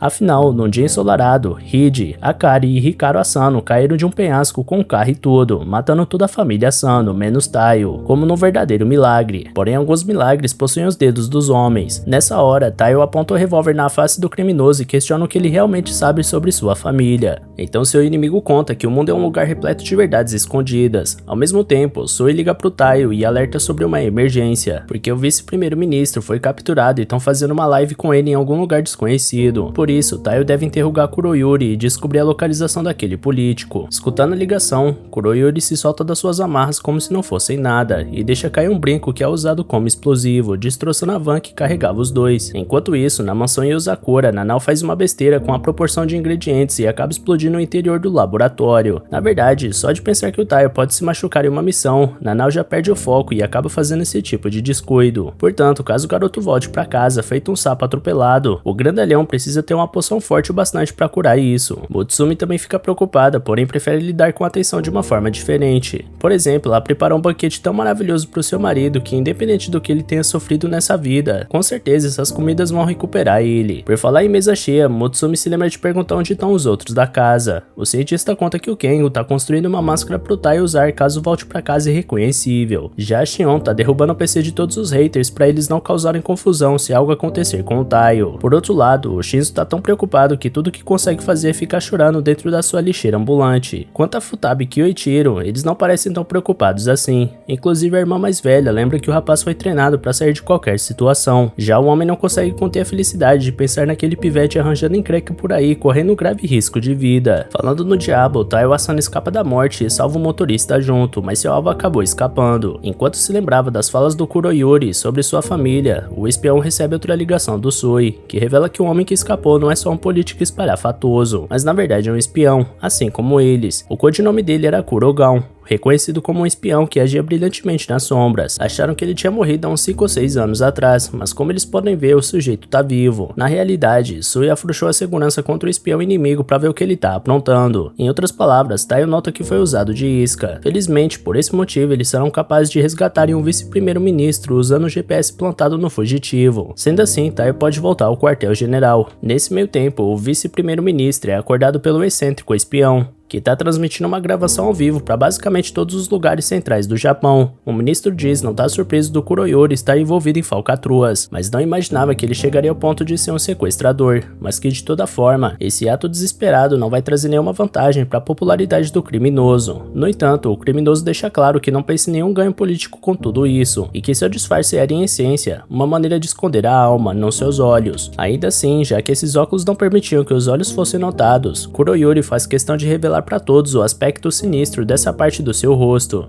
Diante disso, o ministro percebe que está de frente pro Kurogao, e o espião revela que não vai se pronunciar como líder do partido do Kuroyuri, mas sim como um pai que perdeu seu filho. Primeiro, ele confessa que cometeu inúmeros crimes de vingança contra políticos por trás dos panos, mas uma vez que o vice-primeiro-ministro é o único que sabe da história toda, ele preferiu fazer o serviço dessa vez à luz do dia. Por isso, o espião aponta uma arma pro político e ordena que ele conte a verdade para a sociedade. Caso contrário, será morto nesse instante. Rindo da situação, o ministro respondeu que falharia como político se colocasse à tona toda a verdade tão facilmente. Então, já imaginando essa reação, Kurogao se despede do inimigo, enquanto a live é desligada no momento em que ele ia disparar. Logo vemos que foi Taiyo que atirou contra a câmera que estava sendo usada, mandando o sequestrador soltar o prisioneiro. Sem perder a calma, o espião adversário diz que não pode ser atingido, porque a arma elétrica dos Yozakura expande seu poder e alcance proporcionalmente à saída do disparo. A essa distância de 4 metros, a vítima vai acabar ficando no fogo cruzado, caso Taiyo opte pelo disparo. Logo Kurogao acerta um tiro na arma do garoto. Ao ser alvejado, Taiyo se lembra de uma lição da Futaba onde o ataque do inimigo é o sinal de reação imediata. Por isso, Taiyo deve encurtar a distância o máximo possível e adequar seus movimentos à forma do oponente. Feito isso, Taiyo quase consegue mobilizar o alvo, porém ele já conhecia o jiu-jitsu da família Yozakura, por isso reage à altura e subjuga o jovem espião. Em seguida, ele lembra que só alguém como a Futaba, a irmã mais velha, pode ter ensinado isso pro garoto, além de ressaltar que cabos de aço e carbono também são marcas registradas dos Yozakura. Dito isso, ele desarma a armadilha com os cabos que Taiyo tinha preparado e conta que por mais que não tenha uma grande habilidade em artes marciais, ele é muito eficiente em conseguir informações, o que é a função vital de qualquer espião. Porém, se tudo que você sabe fazer é coletar informações, você não ficará na primeira prateleira desse ramo. Afinal, a única forma de ser um verdadeiro especialista é aprender a explorar ao máximo a informação que você recolheu. Irado, Taiyo questiona por que um espião como esse cara fingiria ser político só para enganar pessoas normais usando métodos tão malignos. Então Kurogao confessa que seu objetivo é buscar vingança. Se lembrando de uma missão, Kurogao enviava os arquivos confidenciais de um político morto para o seu cliente, e após mais um serviço bem sucedido, ele volta para casa com seu disfarce de Kuroyuri para dar feliz aniversário para sua filha, Yuri. Sem cair na pilha, a garota comenta que o excesso de trabalho transformou seu pai num esquisitão. Kuroyuri se desculpa, mas a garota tava só brincando, porque ela sabe que depois da morte da mãe dela, o homem passou a sempre ficar ocupado em viagens de negócios. Por fim, ela agradeceu pela gentileza do pai, chama ele para dividir o bolo, mas aconselha ele a melhorar seu elemento surpresa, porque o presente que ele enviou mais cedo estragou a ideia. Sem saber do que se trata, o homem vê uma caixa de presente no canto da sala, e logo uma bomba é acionada e devasta sua casa inteira. Depois disso, dentre os escombros do apartamento, Kurogal segura sua filha nos braços já sem vida, enquanto reflete que serviu ao seu propósito e foi descartado como se fosse lixo. Mas o pior é que não levaram ele pra vala, e sim sua garota. Uma vez que executou pessoas de todas as formas, o homem não quer dizer o que é certo e errado, mas resta a ele deixar claro para os seus inimigos o preço que eles vão pagar por fazerem isso com ele. Escutando a conversa, o ministro questiona se tudo isso foi uma vingança planejada contra os políticos. Então Kurogal diz que sim, e que não foi difícil entrar nesse ninho de cobras com suas habilidades de manipulação. Dito isso, ele deixa claro que Shirasagi, o vice-primeiro-ministro, é o último homem de pé. Taio tenta impedir a execução do prisioneiro, porém os 3 espiões subordinados do Kurogal se colocam na frente do Yozakura. Kurogal diz que Taio sabe como ele se sente, por ele também ter perdido a família. Por isso não gostaria de machucar seu parceiro de sofrimento à toa. Por isso, caso Taio se afaste, ele promete revelar tudo o que aconteceu com a família Asano. Entretanto, Taio recusa a proposta, e caso de fato existam verdades ocultas por trás desse acidente, ele não quer saber o que aconteceu, mas acima de tudo ele não quer que ninguém morra. Dito isso, Sui Aoi surge das sombras após ter fatiado o chão em pedaços, ao ponto de derrubar os capangas do espião inimigo. Por essa razão, Kurogal nota que a Hinajiku também está envolvida nessa treta. Sui informa que vai cuidar dos outros, então pede pro Taio prender o suspeito e resgatar o refém. Então Yozakura ataca seu inimigo com sua faca, e Kurogal presume que essa lâmina única provavelmente foi feita pelo Shinzo, talvez com a capacidade de carregar veneno. Então ao subordinar mais uma vez o jovem, ele enfia a faca na coxa dele e ironiza a intenção do Taio de querer poupar vidas nessa história, já que ninguém pensou nisso ao tirar dele sua preciosa Yuri. Enquanto isso, os 3 espiões lacaios questionam Sui como um cão de guarda do governo poderá parar eles, até que o primeiro deles, o Chama Vermelha, explica que é especializada em incêndios. O segundo, o Água Azul, pode cortar tudo o que quiser, desde um corpo humano até a matéria mais rígida. Por último, o Relâmpago Amarelo conta que é capaz de reeditar a data e o cérebro do alvo e destruir os dois. Trabalhando juntos, o trio é simplesmente imparável, segundo eles mesmos. Dito isso, Sui acha a graça dos caras, revelando suas habilidades pra ele. Mas uma vez que eles fizeram isso, ele se permite conceder uma informação sobre ele. Sui conta que a fundação do estilo de combate Hinajiku é a técnica caminhando nas flores, que age como pétalas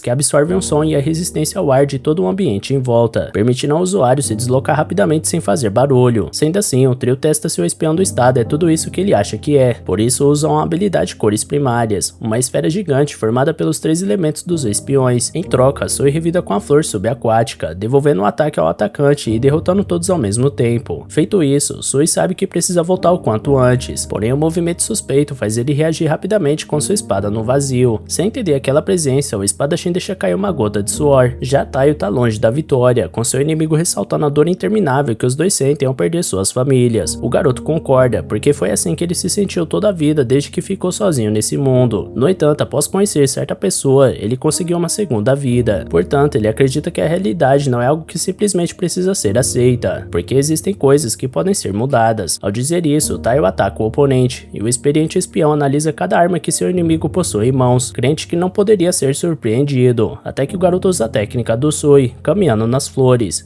para envolver o alvo com seu arame. Ao mesmo tempo, o jovem lembra de Kyoichiro ensinando que uma guerra entre espiões é uma guerra de informações, onde aquele que segurar ao máximo uma carta na manga pode virar o jogo ao seu favor no momento crucial do duelo. Logo, Kurogal repara que o dente do oponente possui um antídoto do Nanau, que aumenta a velocidade dele, enquanto a técnica de Shinzo prevê a trajetória da faca, e a pele falsa do Kengo protege ele de qualquer dano. O jiu-jitsu da Futaba mantém Taio a uma distância pequena para um disparo de arma de fogo, e depois a substância de bloqueio do Shinzo neutraliza a arma do adversário. Por fim, ele analisa que o arame do Kyoichiro é checkmate, por isso desiste da luta e decide revelar tudo o que sabe sobre a família do Taio, como uma recompensa pela resiliência mental dele. Entretanto, uma bala perfura o pescoço do espião e impede sua fala. Ao chegar no piso, Sui supõe que algum profissional tirou a vida desse homem e que mesmo que Taia não tenha conseguido saber a verdade sobre seus parentes, ele deveria ficar orgulhoso pelo ótimo trabalho. Escutando isso, Taio segura firme um objeto que pegou do Kurogal. Era um mapa onde marcava a localização da sua sua filha enterrada, que dava vista pra praia onde eles brincavam juntos. Como último desejo, Kurogal queria entregar lírios brancos pra garota, a flor favorita dela. Depois, dentro de um buraco na árvore, Taiyo poderá achar o que estava procurando. Mais tarde, ao chegar em casa, o garoto é recebido com carinho pela sua nova família, e nota que realmente conseguiu uma segunda vida ao lado dela. No dia seguinte, Taiyo passou a se enturmar melhor com aquela mulher louca, que anunciava o início do pratão Hinajiku com vários tiros pro alto. Então ela serve o protagonista com uma bacia baixa repleta de arroz. Isso explica que esse é um evento onde a chefe agradece aos seus subordinados, fazendo eles comerem ingredientes que ela coletou com as próprias mãos. Infelizmente, Rin nota que um intruso apareceu na festa, o irmão mais velho dos Yozakura,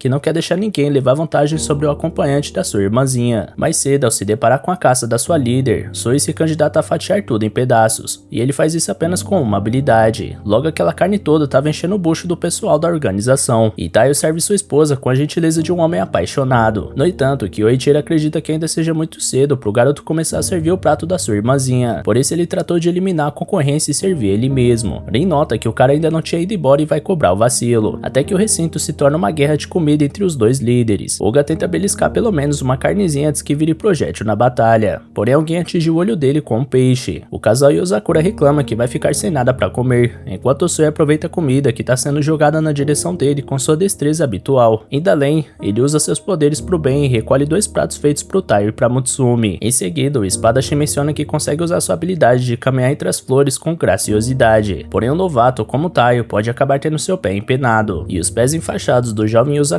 provam isso. Ensinada essa lição, um pedaço de comida bate na testa do jovem Yozakura, então Soi lembra que não baixar a guarda também é interessante. Mais tarde, depois de toda essa guerra e terem enchido o bucho, Rin e Oga tiram uma soneca para recuperarem as energias, enquanto Kyoichiro avisa que vai tirar água do joelho. Afastado dos outros, Taiyo se recorda do objeto que ganhou do Kurogal, pouco antes dele bater as botas. Aquele cubo continha informações sobre o que realmente aconteceu com sua família. Mutsumi aproveita a distração do rapaz para pregar uma peça nele. Após isso, ela fica sabendo que ele tá segurando um item que pode revelar o que ele sempre quis saber. Porém, Taiyo confessa que tá com medo de abrir, porque sente que caso ele faça isso, tudo vai mudar dali pra frente. Na hora em que ele parou o Kurogal, um pensamento estranho cruzou sua mente. Se a pessoa que matou sua família estava diante dos seus olhos, ele pensa que é como se tivesse feito o mesmo, ainda mais depois de dizer que não queria que ninguém morresse. Naquele momento, ele percebeu que tá envolvido com pessoas que matam os outros, e seu medo é abrir a caixa e acabar se tornando vingativo como Kurogal. Mutsumi mostra sua compreensão e dá um beijo no marido para expressar seu apoio, mesmo que isso deixe ela encabulada no momento seguinte. Por fim, ela garante que sempre vai estar ao lado do garoto, haja o que houver, porque confia que ele nunca vai deixar de ser o velho Taiyo, independente do que tenha dentro dessa caixa. Depois de dar um pequeno chilique com um beijo, o protagonista acaba entendendo o que a garota queria dizer, só que sua reação acabou fazendo o objeto cair da sua mão, revelando uma pequena bolinha de gude no seu interior. Se metendo na conversa, Kyoichiro ensina que essa bolinha é um método para gravar informações ópticas, organizando bolhas com um laser. Sangrando intensamente, o primogênito Yozakura é surpreendido por um mata-leão da Rin,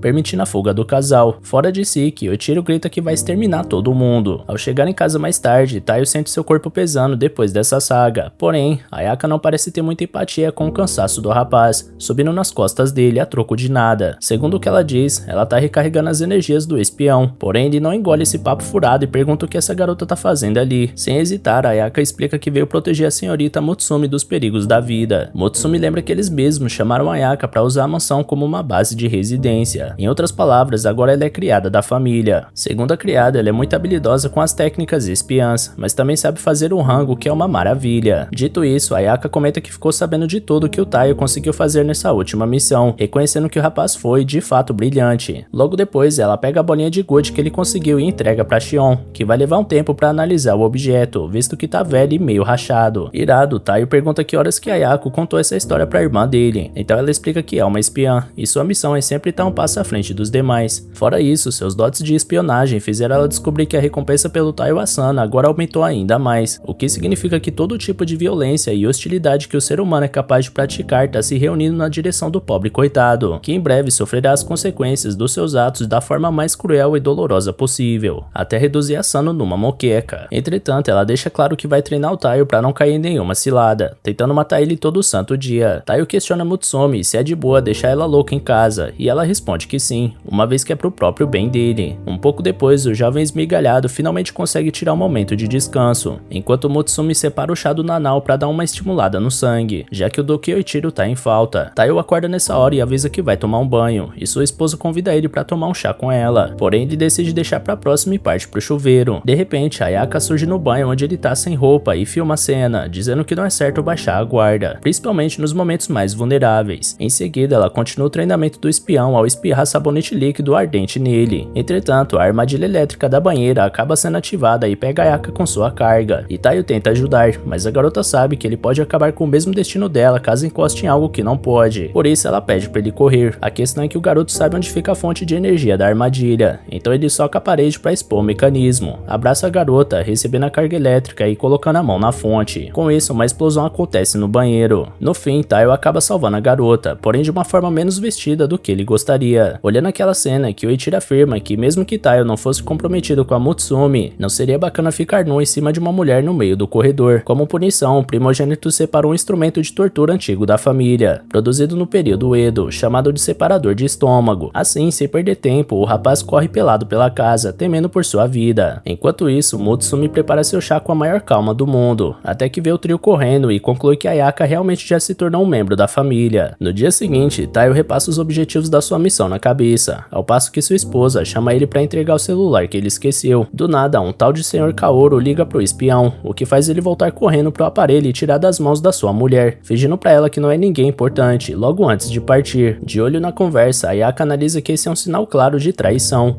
Mesmo não sendo seu marido, a garota fica em prantos ao analisar que Taiyo chega em casa, toma um banho e depois volta de manhã. Fora isso, ele desliga o celular para evitar ser rastreado, além de sair da sala de aula de vez em quando sem motivo aparente. Ou seja, isso é claramente um caso clássico de traição. Dito isso, numa caminhada inocente no parque, Taiyo tá morto como sempre, enquanto sua esposa comenta que ele anda meio apressadinho recentemente, o que Ayaka também reparou. Seja como for, ela se sente feliz por poder ter seus momentos juntos do marido. Então o garoto responde que o Goliath parece feliz. Mutsumi ressalta que o cachorrinho só aceita passear quando é a cabeça que guia, porque se trata de uma espécie rara de cachorro-lobo, que sofreu inúmeras variações desde o período Edo. Falando nisso, ao se espreguiçar, o cão se torna várias vezes maior e assume a aparência de um lobo. Segundo Mutsumi, ele faz parte de uma linhagem de cães de guarda de elite que vivem por bastante tempo e são extremamente habilidosos. Segundo os registros da família, a linguagem do Goliath protege os Yozakura desde que a tataravó da Mutsumi ainda era viva. Por fim, ela chama o garoto para dar uma volta no lombo do cachorro, mas ele acaba levando uma rabada quando tenta subir, porque a lealdade do cachorro se resume à cabeça. Por isso, Mutsumi entrega a coleira dele pro marido, então Goliath parte em disparada e carrega Taiyo por todo o caminho na velocidade do som. Depois de um longo e doloroso passeio, Taiyo fica estatelado no chão do parque, enquanto crianças cercam o cachorro. Porém, Goliath sente o cheiro estranho de uma ameaça, então fica esperto no mesmo instante. De repente, o explosivo escondido em um dos balões das crianças é acionado, e após o estouro, Mutsumi acha que foi o cachorro que salvou a todos, bloqueando o impacto da explosão, mas na verdade foi o Taiyo que cobriu os corpos de todo mundo, evitando o pior. Em seguida, Goliath fareja de onde veio essa ameaça, aliando seu instinto com a conhecida tecnologia dos Yozakura, revelando a localização do alvo. Mutsumi explica que analisando o registro do detonador, usando uma máquina da Shion, é possível reverter o acesso ao transmissor, entrando em contato com o agressor. Enquanto isso, um palhaço macabro se entusiasma com a oportunidade de conhecer a cabeça em pessoa. Mutsumi acusa o criminoso de ser um meliante da terceira classe ao envolver inocentes no processo. Então o palhaço provoca que essa garota, que só é líder da família de fachada, tá tirando onda demais pro gosto dele. Mutsumi confessa que não possui talentos como os outros, mas ainda assim jamais vai permitir que alguém machuque sua família. Dito isso, Goliath invade o esconderijo do palhaço e avança pra cima dele. Algum tempo depois, o cachorro tá tirando uma soneca ao lado da sua mestra, que tá tratando de um machucado do marido. Então, seu celular toca novamente e ele nota que precisa voltar pra casa correndo. Taiyo tenta esconder o motivo pra esposa, mas ela afirma que já sacou tudo, então pede pro Goliath levar eles pra casa. Dessa vez, o cão coloca o moleque na garupa, surpreendendo o casal, e logo parte pra mansão Yozakura. Uma vez lá, Taiyo comemora ter chegado a tempo, porém Ayaka decide cobrar a traição do garoto. Ele tenta explicar que não é nada disso que ela tá pensando. No entanto, ela revela uma foto onde ele tá de conversa com uma garota numa cafeteria. Kyoichiro aproveita a oportunidade pra também não deixar isso barato, separando outra ferramenta de tortura. Prestes a ter sua cabeça machucada, Taiyo é salvo pelo gongo pela presença das duas figuras mostradas na foto. A garota se apresenta como Momiji Akikaze, um membro da Hinage Hachiku, responsável por entregar uma mensagem pro Taiyo Asano. A ideia era manter a operação em segredo, porém, visto que o Yozakura acabou correndo risco de vida, ela e seu avô Kaoru apareceram em tempo. Segundo o velho, após várias trocas de informações com Taiyo no decorrer dos últimos dias, eles finalmente conseguiram as raras folhas de chá Dark Sweet, o favorito do Kyoichiro, uma vez que também é ingrediente de um narcótico, é muito difícil ter acesso a esse produto. Ainda assim, Taiyo se prontificou a achar mais dessas folhas secretamente para reabastecer a porção do seu irmão mais velho que sempre cuidou dele. Diante dos fatos, Motsumi pede pro Kyoichiro pedir desculpas, mas o homem se recusa com todas as suas forças. Dito isso, a cabeça manda Goliath subir em cima do primogênito. Tempos depois, Taiyo estava em mais um dos seus treinamentos diários, dessa vez desviando de balas de uma arma automática para praticar seus reflexos. O garoto gritava de desespero e tentava desistir, até que uma bola de tênis, o projétil que estava sendo disparado, acerta a cara do espião. Com isso, cambaleando com a pancada, Taiyo escuta da Futaba que vai rolar uma pausa até a próxima rodada de treinamento. Ao lado deles, Motsumi estava no seu canto olhando algum livro, e seu marido pergunta o que é. Ela explica que é um álbum de fotos que achou enquanto limpava a casa e chama os dois para verem. Taiyo aponta para uma das fotos e pergunta o que está acontecendo nela, então a cabeça explica que foi quando Nanao ganhou sua licença de espião ao passar no exame. Sempre foi uma tradição da família Yozakura tirar fotos de todos os que passam. Escutando isso, Taiyo pergunta que licença de espião é essa, e as duas garotas olham com cara de tacho para ele, como se ele já devesse estar sabendo disso desde sempre. Diante disso, Futaba conta que é um cartão que torna você membro da Associação de Espiões, uma organização que foi fundada na virada do século XX como uma forma de unir a categoria para os seus interesses. Então, Futaba mostra o cartão que os candidatos ganham caso passem pelo exame de classificação. Uma vez que está dentro, o profissional tem acesso direto à inteligência e ofertas de trabalho da organização, além de se tornar elegível para benefícios como a pensão do espião. Primeiro você recebe o cartão bronze, e conforme vai evoluindo, passa pro prata e depois pro ouro. Conforme você vai subindo de rank, vai tendo acesso a trabalhos mais complexos e lucrativos, além de benefícios melhores. Taiyo, a descobrir isso tudo, avisa pra Futaba que quer tentar passar nesse exame. Ela achava que o garoto deveria esperar um pouco mais, porém ele se sente pronto pra isso. Não tem problema. De olho no papo, Kyoichiro aparece e já começa botando pressão no jovem Taiyo, dizendo que todo mundo da família passou nesse teste de primeira, portanto, se o pivete não quer arruinar o nome da Yozakura, deve fazer o mesmo. Taiyo pergunta se é outro daqueles casos em que é ameaçado de forma passiva-agressiva.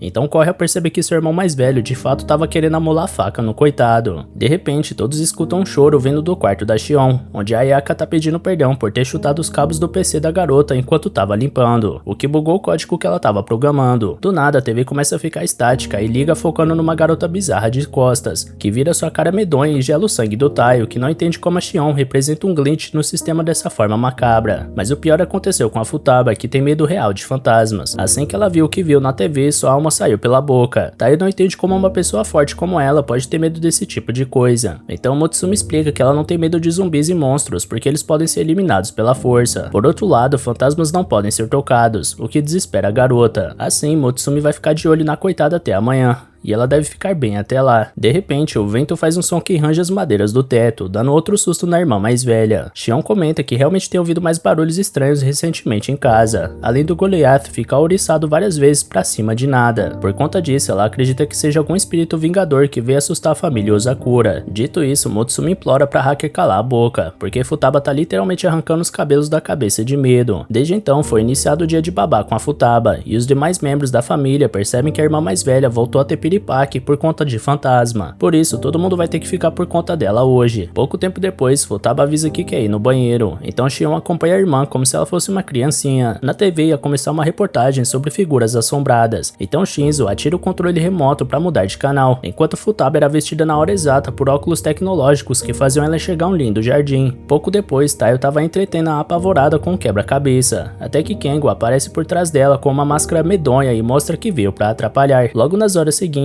todo mundo cuidava da bebê da casa, que na verdade era a irmã mais velha de todos, acompanhando cada passo que ela dava, e Motsumi tentava convencer a garota que fantasmas não existem no mundo real, mas nada parecia adiantar. Quando chega a hora de dormir, Taiyo fica de guarda para Futaba se sentir segura e dormir em paz, só que logo nessa hora a casa volta a fazer barulhos estranhos, e Taiyo começa a questionar se realmente é só o vento. Para distrair a irmã, Motsumi puxa o livro favorito dela, Momotaro sem honra e sem humanidade, para fazer ela dormir. O primeiro capítulo começa uma história história de muito tempo atrás, na Era do Caos, onde humanos e demônios estavam constantemente em guerra. Certo dia, um bebê foi tirado de um rio obscuro e nomeado Momotaro. No entanto, Mutsumi cai no sono nas primeiras linhas do livro, empurrando esse pepino pro Taiyo, que pega o livro com pressa e volta de onde tinha parado. Ao pegar o bebê do rio, a senhora teve certeza que esse neném seria o responsável por mandar os demônios de volta pro inferno, se tornando o salvador que traria esperança para a humanidade. Muitos anos depois, onde intensas batalhas aconteceram entre os eternos inimigos, um dia Momotaro eliminou o demônio que era seu melhor amigo antes de se tornar esse monstro. Então ele chorou em silêncio, lamentando que não temos o que fazer senão nos render pro fluxo do tempo, um rio que nunca para a correnteza, flutuando e borbulhando. Lendo isso, Taiyo tava com desgosto ao ver que alguém dormia lendo esse tipo de coisa, mas Futaba tava amando, porque esse livro faz ela ter nostalgia da infância, quando sua mãe lia pra ela antes de dormir. Naquela época, Futaba não tinha medo de nada, mas o falecimento da sua mãe impactou ela de uma forma inigualável, porque certas coisas que acontecem na vida perfuram nossa casca. Não importando quão espécie ela seja, você pode passar a vida lidando com inimigos extraordinários e ultrapassando todos os limites do seu corpo e mente num treinamento que nunca termina, mas nada disso vai te preparar para a partida de um ente querido. Desde então, sempre que Futaba pensava que podia perder mais alguém que ama, ela se assombrava de desespero. Por isso, ela acha que é uma farsa como a irmã mais velha dos Yozakura, só reclamando e precisando de babá, sendo fraca e incapaz de proteger todo mundo. Ao invés de expor esse lado vulnerável, Futaba preferia 1000 vezes que todo mundo simplesmente risse da cara dela e do medo que ela tem de fantasmas. Taiyo entende o que significa perder alguém que ama, mas ele faz disso sua motivação para ser forte como todos os outros Yozakura para ser reconhecido como parte da família. Dito isso, Futaba agradece pela companhia e por ter sido ouvida, então avisa que o Taiyo pode voltar pro seu quarto porque tá ficando tarde.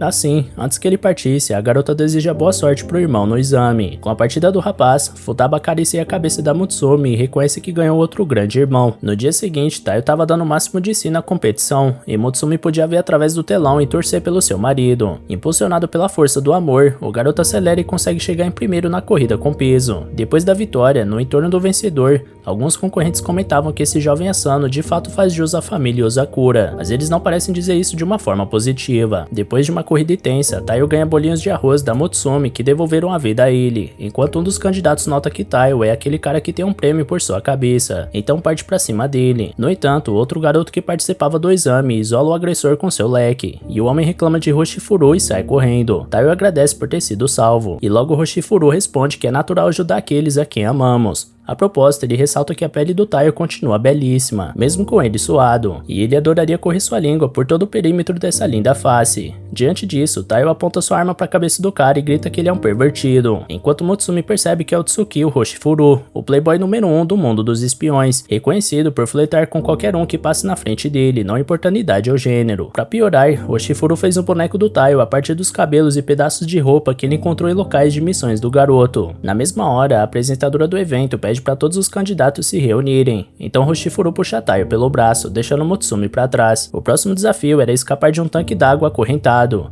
e com algum esforço, Taiyo se livra do afogamento. Na superfície, lá estava Hoshifuru para comentar que Taiyo continua um pitel mesmo encharcado. Na missão seguinte, Taiyo fugia de 2 homens mascarados com enormes martelos, até que Hoshifuru agarra o pobre coitado no meio do caminho e atrapalha sua fuga. Na outra avaliação era preciso desmontar uma bomba, e os primeiros candidatos já eram explodidos ao redor de Taiyo, que se mantinha focado até cortar os cabos corretos com sucesso, sempre vigiado pelo Hoshifuru. No teste escrito, a tecnologia espiã avaliava ao vivo se os candidatos estavam acertando as questões, e caso houvesse um erro, eles eram puxados para cima e tinham suas cabeças atravessadas pelo teto. Depois de acertar tudo, Hoshifuru olha para trás e acena para o seu amado, que termina a prova na base do ódio. Após isso, era finalizado o dia de exames da associação, então a locutora pede para todos prestarem atenção no fim do corredor, onde os cartões serão entregues aos que passaram, e como uma forma de preservar a identidade de todos, o corredor será momentaneamente descartado, informação que deixa todo mundo louco. Sem mais nem menos, o chão cedia e jogava os espiões para baixo, onde cairiam na água, fora os obstáculos no caminho até o cartão. Taiyo passava pelos estágios com sua conhecida determinação e foco, porém o cara de moicano que atacou ele mais cedo derruba o garoto com uma cotovelada. Com isso, o chão embaixo do Yozakura começa a se despedaçar e vai derrubar ele, porém Hoshifuru surge dizendo que a face de desespero do Taiyo é uma obra de arte, porém sua recusa em desistir é a obra-prima. Dito isso, ele usa o vento do seu leque para jogar Taiyo de volta para a disputa, ficando ele mesmo para trás. De repente, a destruição para de acontecer, e Mutsumi cola os olhos olhos na tela pra ver onde tá seu marido. E lá tava ele, salvando Hoshifuru de cair no último segundo, sendo que a rocha que sustenta o peso dos dois tá próxima de desmoronar. Hoshifuru pede pro Taiyo soltar, mas ele se recusa, ainda mais porque acabou de ouvir do cara que ele não desiste. Ao escutar isso, Hoshifuru usa seu leque para retornar facilmente pro corredor com seu amado, anunciando que ele passou no exame enquanto o segura no colo. Depois disso, ele revela que na verdade é um espião rank prata que estava inspecionando esse exame, porque técnicas e habilidades são básicos para ser um espião, mas a associação entende a tradição e confiança como características mais importantes para uma avaliação completa, ou seja, aspectos genuinamente humanos do candidato. Enquanto o cara de moicano tinha seu cartão retirado da mão por outro inspetor, Hoshifuru explica que a confiança é procurada ao máximo como uma forma de lidar com as intrigas tão comuns nesse meio. A associação colocou um inspetor para cada candidato, e é por isso que Hoshifuru ficou ao lado do Taiyo durante todo o percurso. Dito isso, ele entrega o cartão bronze pro Taiyo, que questiona se todo aquele flerte maluco pra cima dele também era parte da atuação de disfarce, mas o Lord explica que aquilo era ele expressando seus sentimentos pessoais. Por conta disso, o inspetor adoraria um abraço de comemoração, fazendo o Taiyo correr por sua vida. E galera, regaça aí no like aqui embaixo e comenta no vídeo pra incentivar a gente ainda mais a trazer continuação desse anime, beleza? Valeu galera, se cuidem!